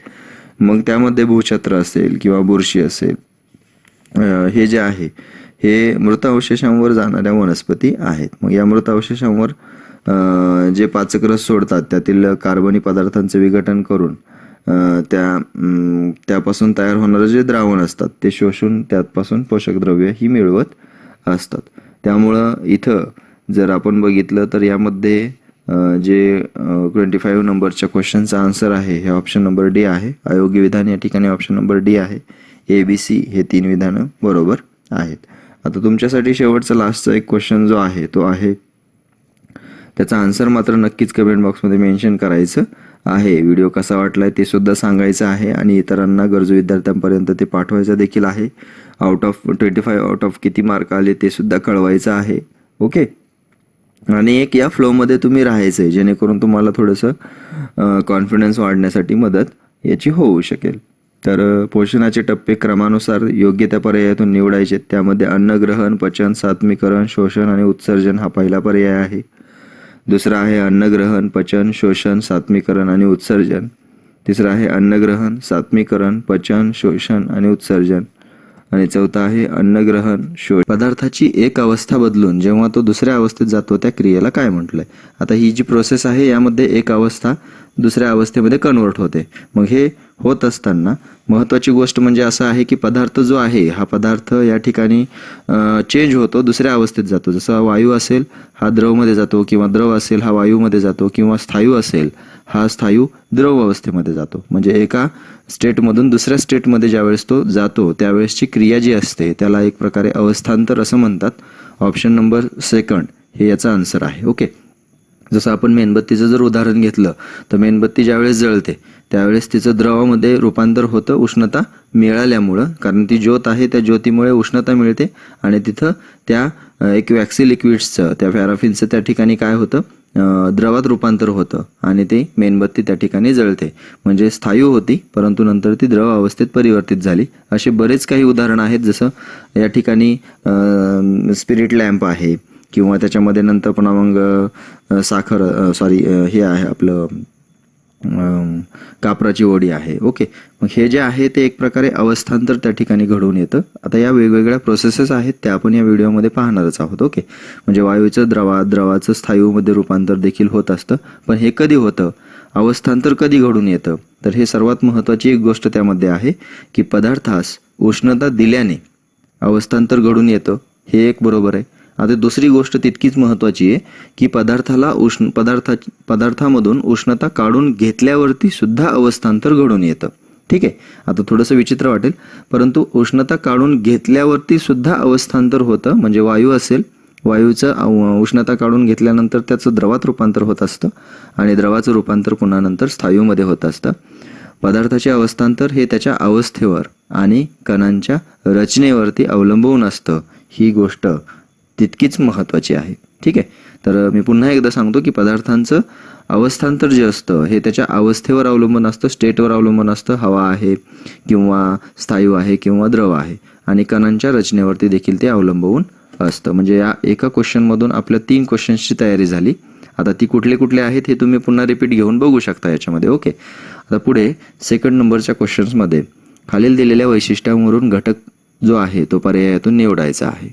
आता स्वतःचा आकार नसतो, ठराविक आकार नसतो आणि त्यावरील दाब जर कमी जास्त केला तर त्याचे आकारमान हे कमी जास्त होते. आता या 3 विधानावरून पर्यायामधून आपल्याला तो घटक ओळखायचा आहे. त्यामध्ये आहे पाणी, लोखंड, हवा आणि तेल. तर यामध्ये स्वतःचा आकार एक नसतो, ठराविक आकार त्यांना नसतो आणि त्यावर दाब जर दिला किंवा कमी जास्त जर केलं तर त्याचं आकारमान हे कमी जास्त होत असतं. तर हे वैशिष्ट्य जे आहे हे वैशिष्ट्य वायू या अवस्थेचं आहे, म्हणजे गॅसियस स्टेटचं हे सर्व काही वैशिष्ट्य आहेत. त्यामुळं या ठिकाणी ऑप्शन नंबर 3 हे या ठिकाणी याचा आन्सर राहील. म्हणजे जे वायू असतात ह्या वायूंचं उदाहरण म्हटलं हवा आहे आणि त्याचा आकार जर बघितलं तर त्यांना आकार नसतो, त्यांचा ठराविक आकार कसल्याही पद्धतीचा नसतो आणि आकारमान जे आहे त्यावरील ठराविक आकारमान देखील त्यांना नसतं. त्यामुळं पहिला मुद्दा, दुसरा मुद्दा आणि तिसरा मुद्दा यावरून हवा हे वैशिष्ट्य किंवा हा घटक या ठिकाणी या वैशिष्ट्यांचा आपल्याला दिसून येईल. ठीक आहे, थोडंसं या ठिकाणी सांगण्यामध्ये गडबड झालेली आहे, त्याबद्दल क्षमस्व, परंतु एक फॅक्ट या ठिकाणी तुम्ही लक्षात घेणं आवश्यक आहे. ओके, म्हणजे या क्वेश्चन नंबर 2चं आन्सर जर बघितलं तर ऑप्शन नंबर 3 हे राहील. क्वेश्चन 3 कडे जाऊया आपण. पाण्याची वाफ थंड झाली तर एका तापमानाला वाफेचे पुन्हा पाणी होते, या क्रियेस काय म्हटलेलं आहे? आता इथं क्रिया विचारलेली आणि या क्रिया फार महत्त्वाच्या आहेत. पर्याय त्याला आहेत उत्कलन, संगणन, बाष्पीभवन आणि गोठण. यामध्ये एक पाण्याची ज्यावेळेस आपण वाफ करतो आणि ही जर वाफ थंड हवामानामध्ये किंवा थंड जर झाली तर ती एका तापमानाला पुन्हा त्या वाफेचं पाणी होत असतं. आता एका ठराविक तापमानाला त्या वाफेचं पुन्हा पाणी होतं, त्या क्रियेला काय म्हटलं जातं? तर आता इथं तुम्ही जे बघितलं तर तुम्हाला लगेच लक्षात येऊन जाईल की एक संगणनाची क्रिया असते. मग संगणन म्हणजे काय असतं? तर पाण्याची वाफ ही थंड झाली आणि एका विशिष्ट तापमानाला वाफेचे पुन्हा पाण्यामध्ये रूपांतर झालं तर त्याला संगणन असं म्हणतात. फ्रीजमधली एखादी बॉटल आहे, ती बॉटल आपण बाहेर काढून ठेवली तर त्या फ्रीजच्या बॉटलमध्ये पुन्हा नंतर थंड झालेली असते, परंतु बाहेर काढल्यावरती आपल्याला अशा पद्धतीचे एक थेंब त्या ठिकाणी आपल्याला दिसून येतात त्या बॉटलवरती. हे संगणनाचीच क्रिया असते. ठीक आहे, मग यामध्ये ऑप्शन नंबर 2 हे या क्वेश्चन नंबर 3चं आपलं आन्सर राहणार आहे. ओके, म्हणजे आता इथं पाण्याची वाफ थंड झाली आणि एका तापमानाला वाफेचे पुन्हा पाणी झाले, या क्रियेला संगणन असं म्हणतात. आता संगणन हे जे आहे हे संगणन किती डिग्री सेल्सिअसला होतं, अशा पद्धतीचा एक विचार आपण या ठिकाणी करू शकतो की पाण्याचं संगणन कधी होतं. आता इथं उत्कलन जे आहे हे उत्कलन म्हणजे काय असतं? तर उत्कलन म्हणजे पाण्याचं उकळणं. ठीक आहे, म्हणजे पाणी या ठिकाणी ज्यावेळेस बॉइलिंग होतं, उकळतं, त्यावेळेस त्याला उत्कलन असं म्हटलं जातं. मग यामध्ये 100 डिग्री सेल्सिअस तापमान जर दिलं तर त्यावेळेस पाणी हे उकळतं, म्हणजे पाण्याचा उत्कलन बिंदू हा 100 डिग्री सेल्सिअस आहे. आता पाण्याची वाफ थंड झाली, पाण्याची ज्यावेळेस वाफ कधी होते त्यावेळेस 100 डिग्री सेल्सिअसवर पाण्याची वाफ होते. मग त्याच वाफेचं पुन्हा नंतर थंड जर केलं तर त्याचं पुन्हा पाणी होतं. याचा अर्थ संगणन कधी होतं? एका विशिष्ट तापमानाला होतं. मग संगणन होत असताना ते वायू अवस्थेतून द्रव अवस्थेमध्ये जातं, म्हणजे 100 डिग्री सेल्सिअस वायू अवस्था होती, ते पुन्हा द्रव अवस्थेमध्ये गेलं, म्हणजे संगणनाच्या वेळीच देखील तेच डिग्री सेल्सिअस होतं, म्हणजे 100 डिग्री सेल्सिअस होतं. म्हणजे या ठिकाणी तुमच्या लक्षात आलं असेल तर की उत्कलन आणि संगणन हे दोन्हीही बिंदू एकच असतात, म्हणजे पाण्याचा उत्कलनांक आणि पाण्याचा संगणन बिंदू हा एकच आहे. ठीक आहे, आय होप तुम्हाला या क्वेश्चन्सचा आन्सर आता लक्षात आला असेल की ऑप्शन नंबर 2 या क्वेश्चन नंबर 3चा आन्सर राहील. पुढच्या क्वेश्चन्सकडे आपण जाऊया. क्वेश्चन नंबर 4 मध्ये आहे योग्य विधान निवडा. 2 विधानं दिलेली आहेत. प्रत्येक पदार्थाचा विशिष्ट उत्कलन बिंदू व संगणन बिंदू एकच असतो आणि प्रत्येक पदार्थाचा गोठण बिंदू व विलय बिंदू हा एकच असतो. आता 2 विधानं या ठिकाणी दिलेली आहेत, याच्यावरून आपल्याला उत्तर काढायचं आहे. आता प्रत्येक पदार्थाचा विशिष्ट उत्कलन बिंदू आणि संगणन बिंदू एकच असतो हे तुम्हाला मी या पूर्वीच्या क्वेश्चन्समध्येच एक्सप्लेनेशनमध्ये सांगितलेलं आहे, त्यामुळं अविधान या ठिकाणी बरोबर आहे. आता ब विधानाबद्दलचा प्रश्न आहे. प्रत्येक पदार्थाचा गोठण बिंदू आणि विलय बिंदू हा एकच असतो. ओके, आता इथं गोठण बिंदू किंवा विलय बिंदू म्हणजे काय हे लक्षात घ्यायचं आपल्याला. गोठण बिंदू कशाला म्हणायचं की ज्या तापमानावरती एक प्रकारे पाणी हे थंड न होता त्याचा बर्फ बनू लागतो, म्हणजे पाणी थंड होत जाते, म्हणजे त्याचं तापमान हे कमी कमी होत जातं आणि एका ठराविक तापमानावरती पाणी आणखीन थंड न होता त्याचा बर्फ बनू लागतो आणि ज्या तापमानावरती हे असं घडत असतं त्याला गोठण बिंदू असं म्हणतात. सरळ सरळ गोठणे म्हणजे पाण्याची गोठण्याची क्रिया होणे आणि त्याचं बर्फात रूपांतर होणे हे कुठल्या तापमानाला होत असेल तर त्या तापमानाला एक गोठण बिंदू तापमान किंवा गोठणांक असं म्हटलं जातं. मग पदार्थाचं तापमान 0 डिग्री सेल्सिअसहून जर कमी झालं, उदाहरणार्थ आपल्या घरातील जे फ्रीज आहे या फ्रीजमध्ये हवेचं तापमान हे साधारणतः -18 डिग्री सेल्सिअसपर्यंतचं असतं. म्हणजे 0 डिग्री सेल्सिअसपेक्षा कमी तापमान जर असलं तर तिथं मायनसमध्ये हे तापमान जात असतं. आणि बर्फाला जर आपण उष्णता दिलेली असेल तर बर्फ या ठिकाणी काय होऊ लागतो, वितळू लागतो. त्या बर्फाचं पाण्यात रूपांतर होतं, म्हणजे द्रवात रूपांतर त्या बर्फाचं होऊ लागतं. आणि द्रवामध्ये ज्यावेळेस रूपांतर होतंय त्या तापमानाला किंवा त्या तापमान बिंदूला आपण एक विलय बिंदू असं म्हणतो, म्हणजेच विलयन असं म्हणतो त्याला. आता हे मराठी शब्द थोडेसे जड जातील, परंतु गोठण बिंदू आणि विलय बिंदू हे एकाच तापमानाला असतात. म्हणजे 0 डिग्री सेल्सिअसलाच गोठणांक आणि विलयन बिंदू हे एकच असतात. त्यामुळे दुसरं सुद्धा विधान या ठिकाणी बरोबर आहे. म्हणून अ आणि ब हे दोन्ही विधानं या ठिकाणी बरोबर आहेत. क्वेश्चन नंबर 4 मध्ये जर आन्सर तुम्ही ऑप्शन नंबर 3 काढला असेल तर तुमचं ते बरोबर येणार आहे. ओके, पुढे नंबर क्वेश्चन 5 बघूया. रक्तपेशी व कृत्रिम रेतन पद्धतीमध्ये पशूंचे रेत टिकून ठेवण्यासाठी खालीलपैकी कशाचा वापर केला जातो. म्हणजे या रक्तपेशी असतील किंवा आपण त्याला प्लाझ्मा म्हणतो रक्तातील, आणि कृत्रिम रेतन पद्धती असतील, म्हणजे एक वळू संगोपन पद्धत असेल, मग त्यांचे जे वळूंचे स्पर्म असतात किंवा रेत असतात ते टिकवून ठेवण्यासाठी कशाचा वापर केलेला असतो. तर त्यामध्ये पर्याय आहे गोठवलेला CO2, पॅराफिन वॅक्स, द्रवरूप नायट्रोजन आणि यापैकी नाही. तर आता यामध्ये एक लक्षात घ्या, याच्यामध्ये गोठवलेला CO2 जो आहे हा गोठवलेला CO2 म्हणजेच कार्बन डायऑक्साईड आहे, याला शुष्क बर्फ म्हणतो. आणि पहिल्या अपलोड केलेल्या व्हिडिओमध्ये आपण याच्याबद्दल एक क्वेश्चन सुद्धा घेतलेला होता.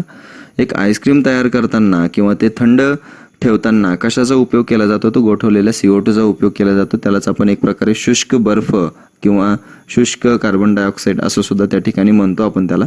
पुढे पॅराफिन वॅक्सच्या बाबतीत जर विचार केला तर पॅराफिन वॅक्स हे एक मेण आहे. जसं मेणबत्त्या त्याच्यापासून बनवतात आणि मेणबत्त्या ह्या स्थायूतून द्रवात परिवर्तित होतात उष्णता दिल्यावरती. पुढे द्रवरूप नायट्रोजन आहे.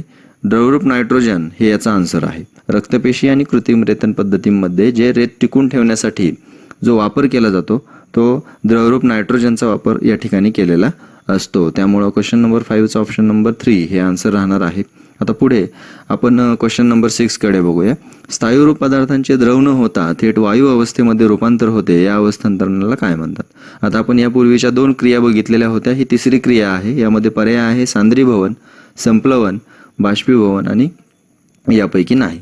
तर आता इथं एक महत्त्वाची गोष्ट म्हणजे जो स्थायू पदार्थ आहे याचं द्रव होत नाहीये, कारण अवस्थांतरमध्ये आपण स्थायूचं द्रव होत असतं. म्हणजे एका अवस्थेतून दुसऱ्या अवस्थेमध्ये तो पदार्थ उष्णता दिल्यावरती किंवा उष्णता काढून घेतल्यावरती त्याचं अवस्थांतर घडून येतं.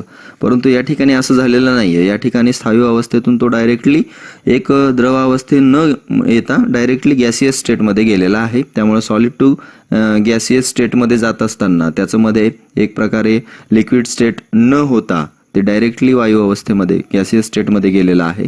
मग हे होत असताना ही जी प्रक्रिया आहे या प्रोसेसला काय म्हटलेलं आहे. मग त्यामध्ये ऑप्शन दिलेले आहेत. त्यातले ऑप्शनपैकी संप्लवन हे याचं आन्सर राहणार आहे. ओके, म्हणजे एक सब्लिमेशन या ठिकाणी होत असतं. त्याचं सब्लिमेशन म्हणजे हे वरीत दिलेलं आहे की स्थायू पदार्थाचं द्रव न होता डायरेक्टली वायू अवस्थेमध्ये रूपांतर होत असतं. मग आयोडीन आहे, आयोडीनला सुद्धा एखाद्या वेळेस उष्णता दिली तर त्याचं सुद्धा एक प्रकारे काय होतंय, रूपांतर वायू अवस्थेमध्ये होऊन जातंय. म्हणजे क्वेश्चन नंबर 6 याचा आन्सर जर बघितला आपण तर ऑप्शन नंबर 2 हे त्याचा आन्सर राहील. आता उदाहरणाखातीर आपण जर बघितलं तर आपल्या घरातील कापराच्या वड्या आहेत. कापराच्या वड्या आपण जर उघड्या हवेमध्ये जर ठेवल्या तर त्या ठिकाणी त्याचं काय होणार आहे, ऑटोमॅटिकली सब्लिमेशन होणार आहे. म्हणजे स्थायू अवस्थेतील कापराची वडी आहे त्याचं द्रवात न रूपांतर होता ते डायरेक्टली वायू अवस्थेमध्ये कन्व्हर्जन त्याचं होणार आहे. ओके, एक सिम्पली क्वेश्चन्स आपण या ठिकाणी बघत आहोत, परंतु सिम्पलीच असतात, परंतु तुम्हाला क्वेश्चन्स हे एक्झाममध्ये थोडेसे अवघड वाटतात. त्यामुळे सांद्रीभवन असेल, सांद्रीभवन म्हणजे बाष्पीभवनाची क्रिया होऊन अतिशय उंचावरती ज्यावेळेस वाफ जाते त्यावेळेस त्याला थंड हवा लागते आणि त्याच्यामध्ये त्याचं सांद्रीभवन होऊन पाऊस पडतो. संप्लवन बघितलं, बाष्पीभवन म्हणजेच उष्णतेच्या सहाय्याने भूपृष्ठीय जलीय भूपृष्ठाचं एक प्रकारे काय होत असतं, वाफेत रूपांतर होत असतं उष्णता दिल्यावरती किंवा सूर्यप्रकाशाने सुद्धा. त्याला आपण एक प्रकारे व्हॅपोरेशन असं सुद्धा म्हणतो. क्वेश्चन नंबर 7 कडे आता आपण जाऊया. काही पदार्थावरती ताण किंवा दाब दिल्यावर त्याचा आकार बदलतो व दाब किंवा ताण काढून घेतल्यावर ते पदार्थ मूल स्थितीत येतात, या गुणधर्माला काय म्हटलं जातं. म्हणजे काही पदार्थावरती आपण ताण देतो, दाब देतो, किंवा त्याच्यामुळे काय होतं की त्याचा आकार बदलतो. तसेच दाब किंवा ताण काढून घेतला तर ते पदार्थ पुन्हा मूळ स्थितीमध्ये येतात. तर अशा गुणधर्माला त्या ठिकाणी काय म्हटलं जातं, तर हे एक प्रकारे गुणधर्मावरती प्रश्न आहे पदार्थांच्या. कठीणपणा, स्थितिस्थापकता, प्रवाहिता आणि ठिसूळपणा. आय होप हे क्वेश्चनचा आन्सर तुम्हाला खूप सिंपल गेला असेल. स्थितिस्थापकता हे त्याचा आन्सर आहे. कठीणपणा म्हणजे पदार्थ या ठिकाणी कसा असतोय, कठीण असतोय. ओके, याच्यामध्ये पदार्थ हा कठीण किंवा जो गुणधर्म आहे पदार्थाचा, कठीण म्हणजेच तो अतिशय मजबूत असतो. ठिसूळ म्हटलं की त्या ठिकाणी लहान लहान तुकड्यात किंवा कणांमध्ये त्या पदार्थाचं रूपांतर हे होत असतं. म्हणजे एखादा पदार्थ दुसऱ्या पदार्थामध्ये घुसण्यासाठी विरोध करतो त्यावेळेस तो कठीण असतो. ऐकायला थोडीशी डेफिनेशन वेगळी वाटते, पण आपल्या एक व्यावहारिक भाषेमध्ये जर सांगितलं की मजबूत एखादा पदार्थ असतो तो लहान कणामध्ये लवकरात लवकर परिवर्तित होत नाही, रूपांतरित होत नाही, त्याला कठीणपणा म्हणतो. प्रवाहिता म्हणजे एक प्रकारे उतारावरून जो पदार्थ वाहू लागतो तो म्हणजे द्रव पदार्थाला प्रवाहिता असते. ओके, पुढे नंतर ठिसूळपणा आहे. ठिसूळपणा म्हणजे लहान लहान कणांमध्ये त्याचं विभागणी पटकन होऊन जाते. परंतु स्थितिस्थापकता असा काही गुणधर्म आहे की ताण किंवा दाब दिला तर त्याचा आकार बदलतो, परंतु ताण किंवा दाब हा काढून घेतला आपण तर ते पदार्थ पुन्हा मूळ स्थितीमध्ये जातात. ओके, म्हणजे जसं आपण या पिक्चरमध्ये बघत आहोत तशा पद्धतीने एक रबर बँड आहे. रबर बँड आपण वाकवला किंवा फायबर स्ट्रीप आपण वापरली, दाब दिला, ताण दिला, परंतु नंतर तो काढून घेतल्यावरती पुन्हा ती मूळ स्थितीमध्ये जाते. ओके, मग पुढे क्वेश्चन नंबर 8 बघूया. आता अतिशय सिम्पली क्वेश्चन आहे हा. योग्य विधान इथं निवडायचे. घनतेचं सूत्र काय आहे हे 2 विधानांमध्ये विचारलेलं आहे. मग घनता बरोबर आकारमान भागिले वस्तुमान आणि घनता बरोबर वस्तुमान भागिले आकारमान या 2 विधानांमध्ये दिलेलं आहे. अ बरोबर ब बरोबर दोन्ही नाही आणि यापेक्षा वेगळे उत्तर. तर या ठिकाणी डेन्सिटी जी आहे ही डेन्सिटी मास अपॉन एरिया असते, म्हणजे वस्तुमान भागिले आकारमान असतं, त्यामुळं ब हे या ठिकाणी इथं बरोबर आहे. ठीक आहे, म्हणजे जड पदार्थ जो असतो हा जड पदार्थ पाण्यामध्ये बुडतो, कारण त्याच्यामध्ये जड म्हटलं की त्याची घनता ही जास्त असते. आता आकारमान जरी सारखे असले तरी त्या ठिकाणी त्यांचं वस्तुमान हे वेगवेगळं असलं तर तिथं घनता हा गुणधर्म त्याला प्राप्त होत असतो. म्हणजे समान जर आकारमान असेल वेगवेगळ्या वस्तूंचं किंवा वेगवेगळ्या पदार्थांचं तर वस्तुमानावरून त्याची घनता ठरत असते. जर समान वस्तुमान असेल तर त्याच्यामध्ये एक प्रकारे त्या ठिकाणी आकारमान आहे, मग त्याच्यावरून घनता ठरत. म्हणजे घनता ही वस्तुमान आणि आकारमान या पदार्थाच्या वस्तुमान आणि आकारमानावरती आधारलेली असते. म्हणून लाकडी ठोकळा असेल, 1 किलोचा लाकडी ठोकळा आणि 1 किलो कापूस दोन्ही जर घेतला तर त्यामध्ये आकारमानामध्ये तफावत निर्माण होईल, परंतु वस्तुमान त्या ठिकाणी सारखं आहे, त्यामुळे त्यांची घनता देखील थोडीशी वेगवेगळी राहील. ओके, मग यामध्ये क्वेश्चन नंबर 8चा आन्सर जर बघितलं तर ऑप्शन नंबर 2 राहील, ब बरोबर राहील. पुढे नंतर जर आपण या ठिकाणी बघितलं की एक लो डेन्सिटी आणि हाय डेन्सिटी बघितली किंवा डेन्सिटी बरोबर डेन्सिटी कशा साईनमध्ये दाखवतात, मास अपॉन व्हॉल्यूम म्हणजे एक वस्तुमान भागिले आकारमान हे एक आणि हे एक जे केमिस्ट्रीतील प्रश्न आहे असं नाही, तर हा फिजिक्समध्ये सुद्धा एक बेसिक क्वेश्चन आहे की घनता डेन्सिटी म्हणजे काय आहे ते. ओके, कारण पाण्यावरती कुठले पदार्थ तरंगतात, मग कोणत्या गोष्टीचं कारण असेल त्याच्या मागे, तर हे पूर्णपणे कशाचं कारण असतं, तर हे एक घनतेचं कारण असतं. मग पाण्यापेक्षा ज्याची घनता कमी आहे अशा पद्धतीचे पदार्थ पाण्यावरती तरंगतात. पुढच्या क्वेश्चनकडे आपण जाऊया. आता क्वेश्चन नंबर 9 आहे. खाली दिलेल्या वैशिष्ट्यांवरून पदार्थ पर्यायातून ओळखायचा आहे.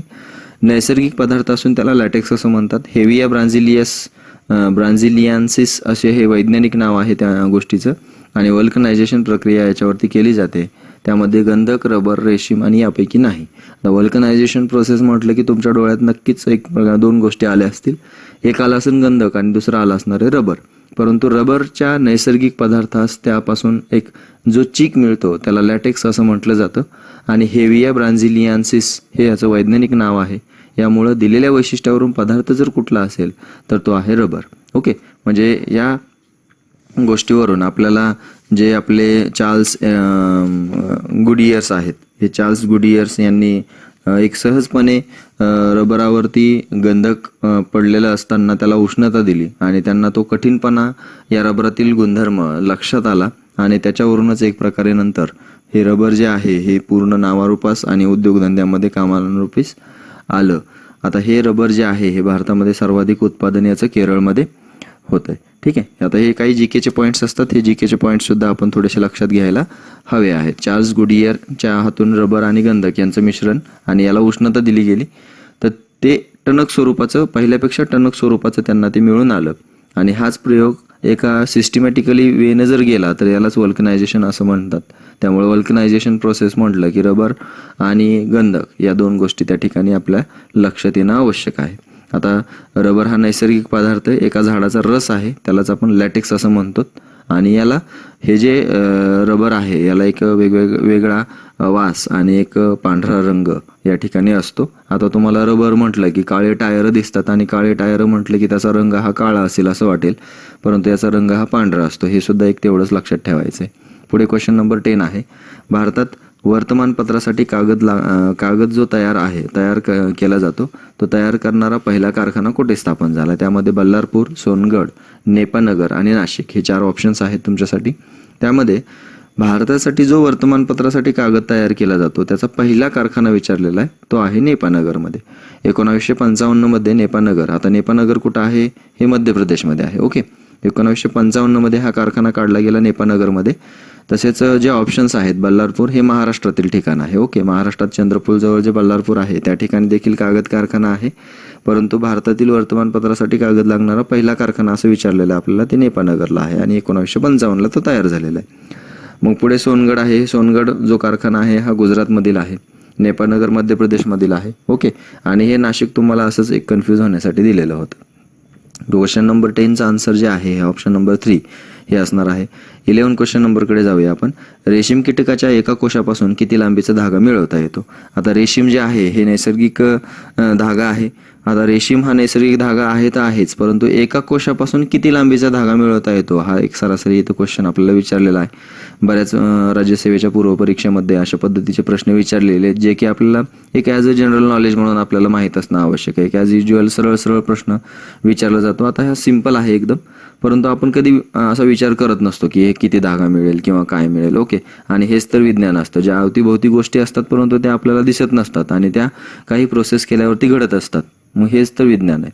ओके, मग या 11 नंबरच्या क्वेश्चन्समध्ये आपण जर बघितलं 500 ते 2500 मीटर, 5000 मीटर ते 10,000 मीटर, 1000 मीटर ते 25,000 मीटर आणि 500 ते 1300 मीटर, यामध्ये ऑप्शन नंबर 4 हे याचा आन्सर आहे. रेशीम कीटकाच्या एका कोशापासून 500 ते 1300 मीटर पर्यंतचा धागा या ठिकाणी मिळत असतो.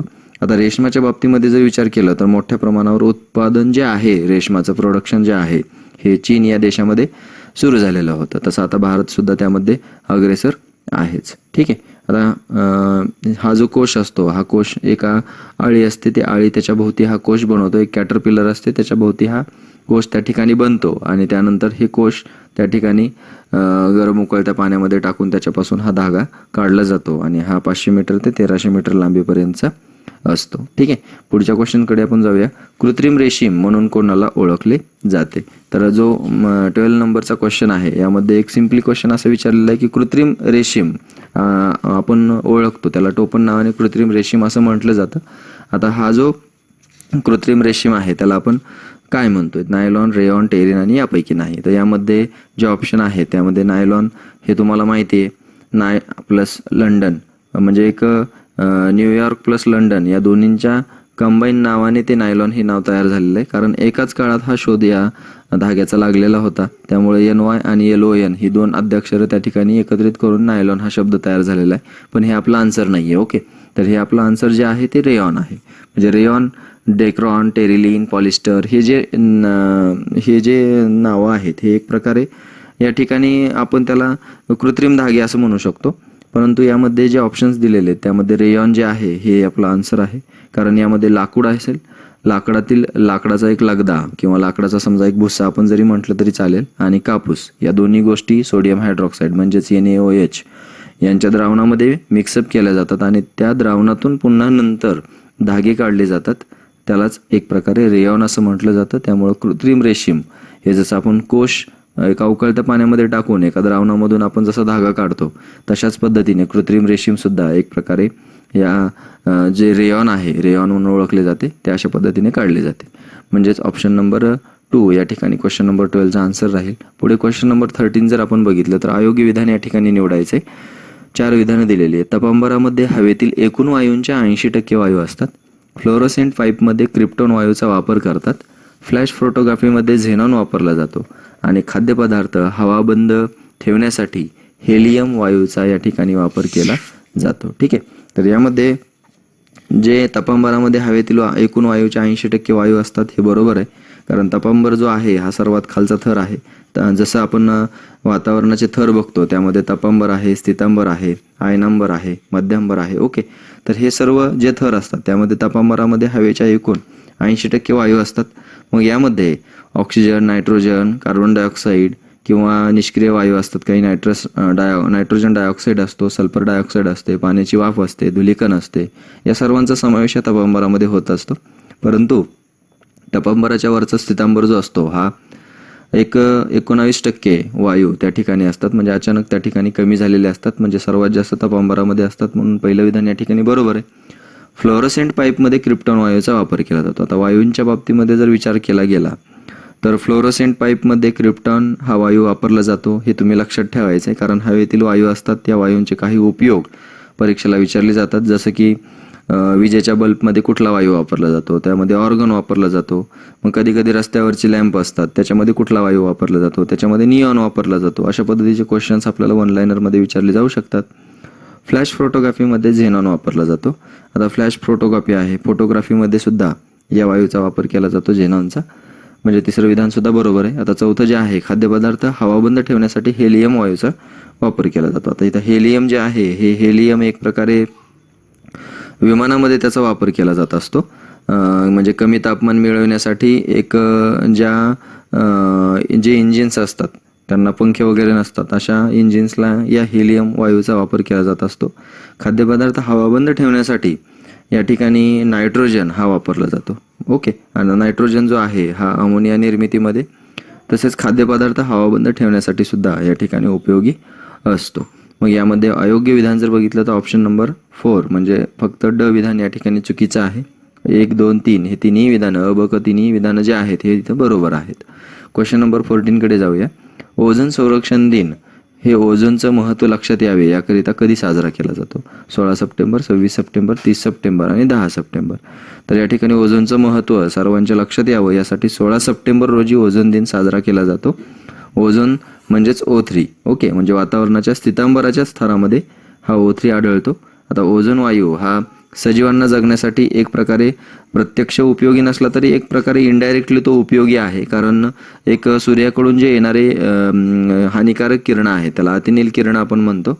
हे अतिनील किरणं हे ओझोन वायू या ठिकाणी शोषून घेतो आणि पृथ्वीवरील सजीवांचं एक प्रकारे संरक्षण करतो. त्यामुळं आपलं संरक्षण हे ओझोन करतो. त्यामुळं ओझोनचं संरक्षण करण्यासाठी त्याचं महत्त्व लक्षात येण्यासाठी 16 सप्टेंबर हा दिवस ओझोन दिन म्हणून साजरा केला जातो. आता या क्वेश्चनमधून तुमच्यासाठी क्वेश्चन असा आहे की हा कोणत्या वर्षापासून ओझोन संरक्षण दिन 16 सप्टेंबर हा कुठल्या वर्षापासून साजरा केला जातो ते कमेंट बॉक्समध्ये तुम्ही मेन्शन करायचं आहे. ओके. कारण तुम्हाला याचा आन्सर नाही आलं तर तुम्ही गुगलवर सर्च करून सुद्धा टाकू शकता, परंतु हे तुम्हाला त्या गोष्टीतून माहीत होऊन जाईल. पुढे नंतर वर्ल्ड ओझोन डे 2018चा जो आहे त्याची थीम जी आहे ही keep cool and carry on अशा पद्धतीचं ती थीम आहे त्याची. ओके. इथं आपण तुम्ही बघत आहात ती. आता पुढे क्वेश्चन नंबर 15 आहे.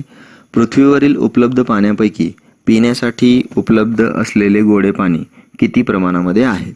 आता यामध्ये 2.7, 0.003%, 0.3% आणि 37% अशा पद्धतीने इथं पर्सेंटेजमध्ये दिलेलं आहे. आता हा क्वेश्चन जो आहे हा एक प्रकारे एक एन्व्हायरमेंटमधला क्वेश्चन आहे, परंतु केमिस्ट्रीमध्ये कसा आला तर केमिस्ट्रीमध्ये येऊ शकतो. एक GK पॉईंट्स आहे. केमिस्ट्री आहे ती, H2O येतो. मग भूजल पातळी आहे, पाणी आहे. पाणी म्हटलं की H2O आहे. मग त्यामध्ये पिण्यायोग्य, पिण्याबाहेर म्हणजे त्यात वेगवेगळे रसायन केमिकल मिसळलेले असतात. ओके. तर त्या धर्तीवरती असा क्वेश्चन या ठिकाणी घेतलेला आहे, कारण भरपूर क्वेश्चन्स आपण या ठिकाणी बघणार आहोत. जे या ठिकाणी येतील ते आपल्या सर्व प्रकारच्या स्पर्धा परीक्षांच्या विज्ञानासाठी हे महत्त्वाचे राहतील. आता गोड्या पाण्याचं प्रमाण जे आहे हे गोड्या पाण्याचं प्रमाण या ठिकाणी जर बघितलं तर 1.3% या ठिकाणी आहे. म्हणजे समुद्र आणि महासागरामध्ये 97% पाणी व्यापलेलं आहे. 2.7% जे पाणी आहे हे 2.7% पाणी एक बर्फाच्या स्वरूपामध्ये भूगर्भातील स्रोतांमध्ये आहे आणि एक पिण्यासाठी उपलब्ध जे आहे गोडे पाणी तर ते आहे 0.3% आहे. ओके. म्हणजे या ठिकाणी जर डिवायडेशन केलं आपण पाण्याचं तर 0.3% पाणी हेच गोड पाणी आहे आणि ते पिण्यासाठी योग्य आहे आणि तेच आपण वापरतोय. म्हणजे एक उपलब्ध जमीन 29% आहे, कारण बाकीच्या ह्याच्यावरती सागर आहे. आणि पिण्यासाठी उपलब्ध गोडे पाणी 0.3% आहे. आणि ऑक्सिजन जो आहे तो अवेलेबल आपल्यासाठी 21% आहे. तर या तीनही गोष्टी तितक्याच महत्त्वाच्या आहेत. कधी कधी परीक्षेला आपल्याला हे सुद्धा विचारलं जाऊ शकतं. ओके, मग या ठिकाणी आपण जे क्वेश्चन्स घेतलेले आहेत हे क्वेश्चन्स तुम्हाला कसे वाटले हे तुम्ही या ठिकाणी सांगायचं आहे. जे क्वेश्चन तुम्हाला विचारलेला आहे तो कमेंट बॉक्समध्ये त्याचा आन्सर देखील तुम्ही द्यायचा आहे. आणि हे झाले 15 क्वेश्चन्स. ओके, अशाच पद्धतीचे 15 क्वेश्चन्स जे आहेत हे आपण एक प्रकारे सिम्पल वेने एक सोप्याकडून अवघडाकडे जाऊन बघणार आहोत. म्हणजे सोप्या क्वेश्चन्सकडून आपण ॲटोमॅटिकली अवघडाकडे जाणारच आहोत. आता हे तुम्हाला विज्ञानाचा सोर्स कुठला आहे किंवा विज्ञानाची क्वेश्चन्स आपण किंवा कुठून तयारी करायची किंवा काय तयार करायची, तर कुठलंच पुस्तक याच्यामध्ये एक ॲप्रोप्रिएट नाही आहे. त्यामुळं आपण सरळ पाठ्यपुस्तकं जी असतात त्या पाठ्यपुस्तकांचं वाचन किंवा पाठ्यपुस्तकातून तुमच्या नोट्स तुम्ही बनवल्या किंवा वाचन केलं तरी तुम्हाला ते विज्ञान खूप सोपं जाणारं आहे. आय होप हे क्वेश्चन्समधून एक 15 आउट ऑफ 15 सुद्धा क्वेश्चन्सचे आन्सर्स किंवा मार्क्स हे तुम्हाला मिळालेले असतील. त्याबद्दल हार्टली कॉंग्रॅट्स. आणि आपण एक रसायनशास्त्र पार्ट 1मध्ये जसे क्वेश्चन्स घेतलेले तशाच पद्धतीने परंतु सोप्याकडून अवघडाकडे आपण पार्ट 1, पार्ट 2, पार्ट 3मध्ये हळूहळू जाणार आहोत. ठीक आहे, तर भेटूया आपल्या पुढच्या लेक्चर्समध्ये. तोपर्यंत have a nice day and bye bye.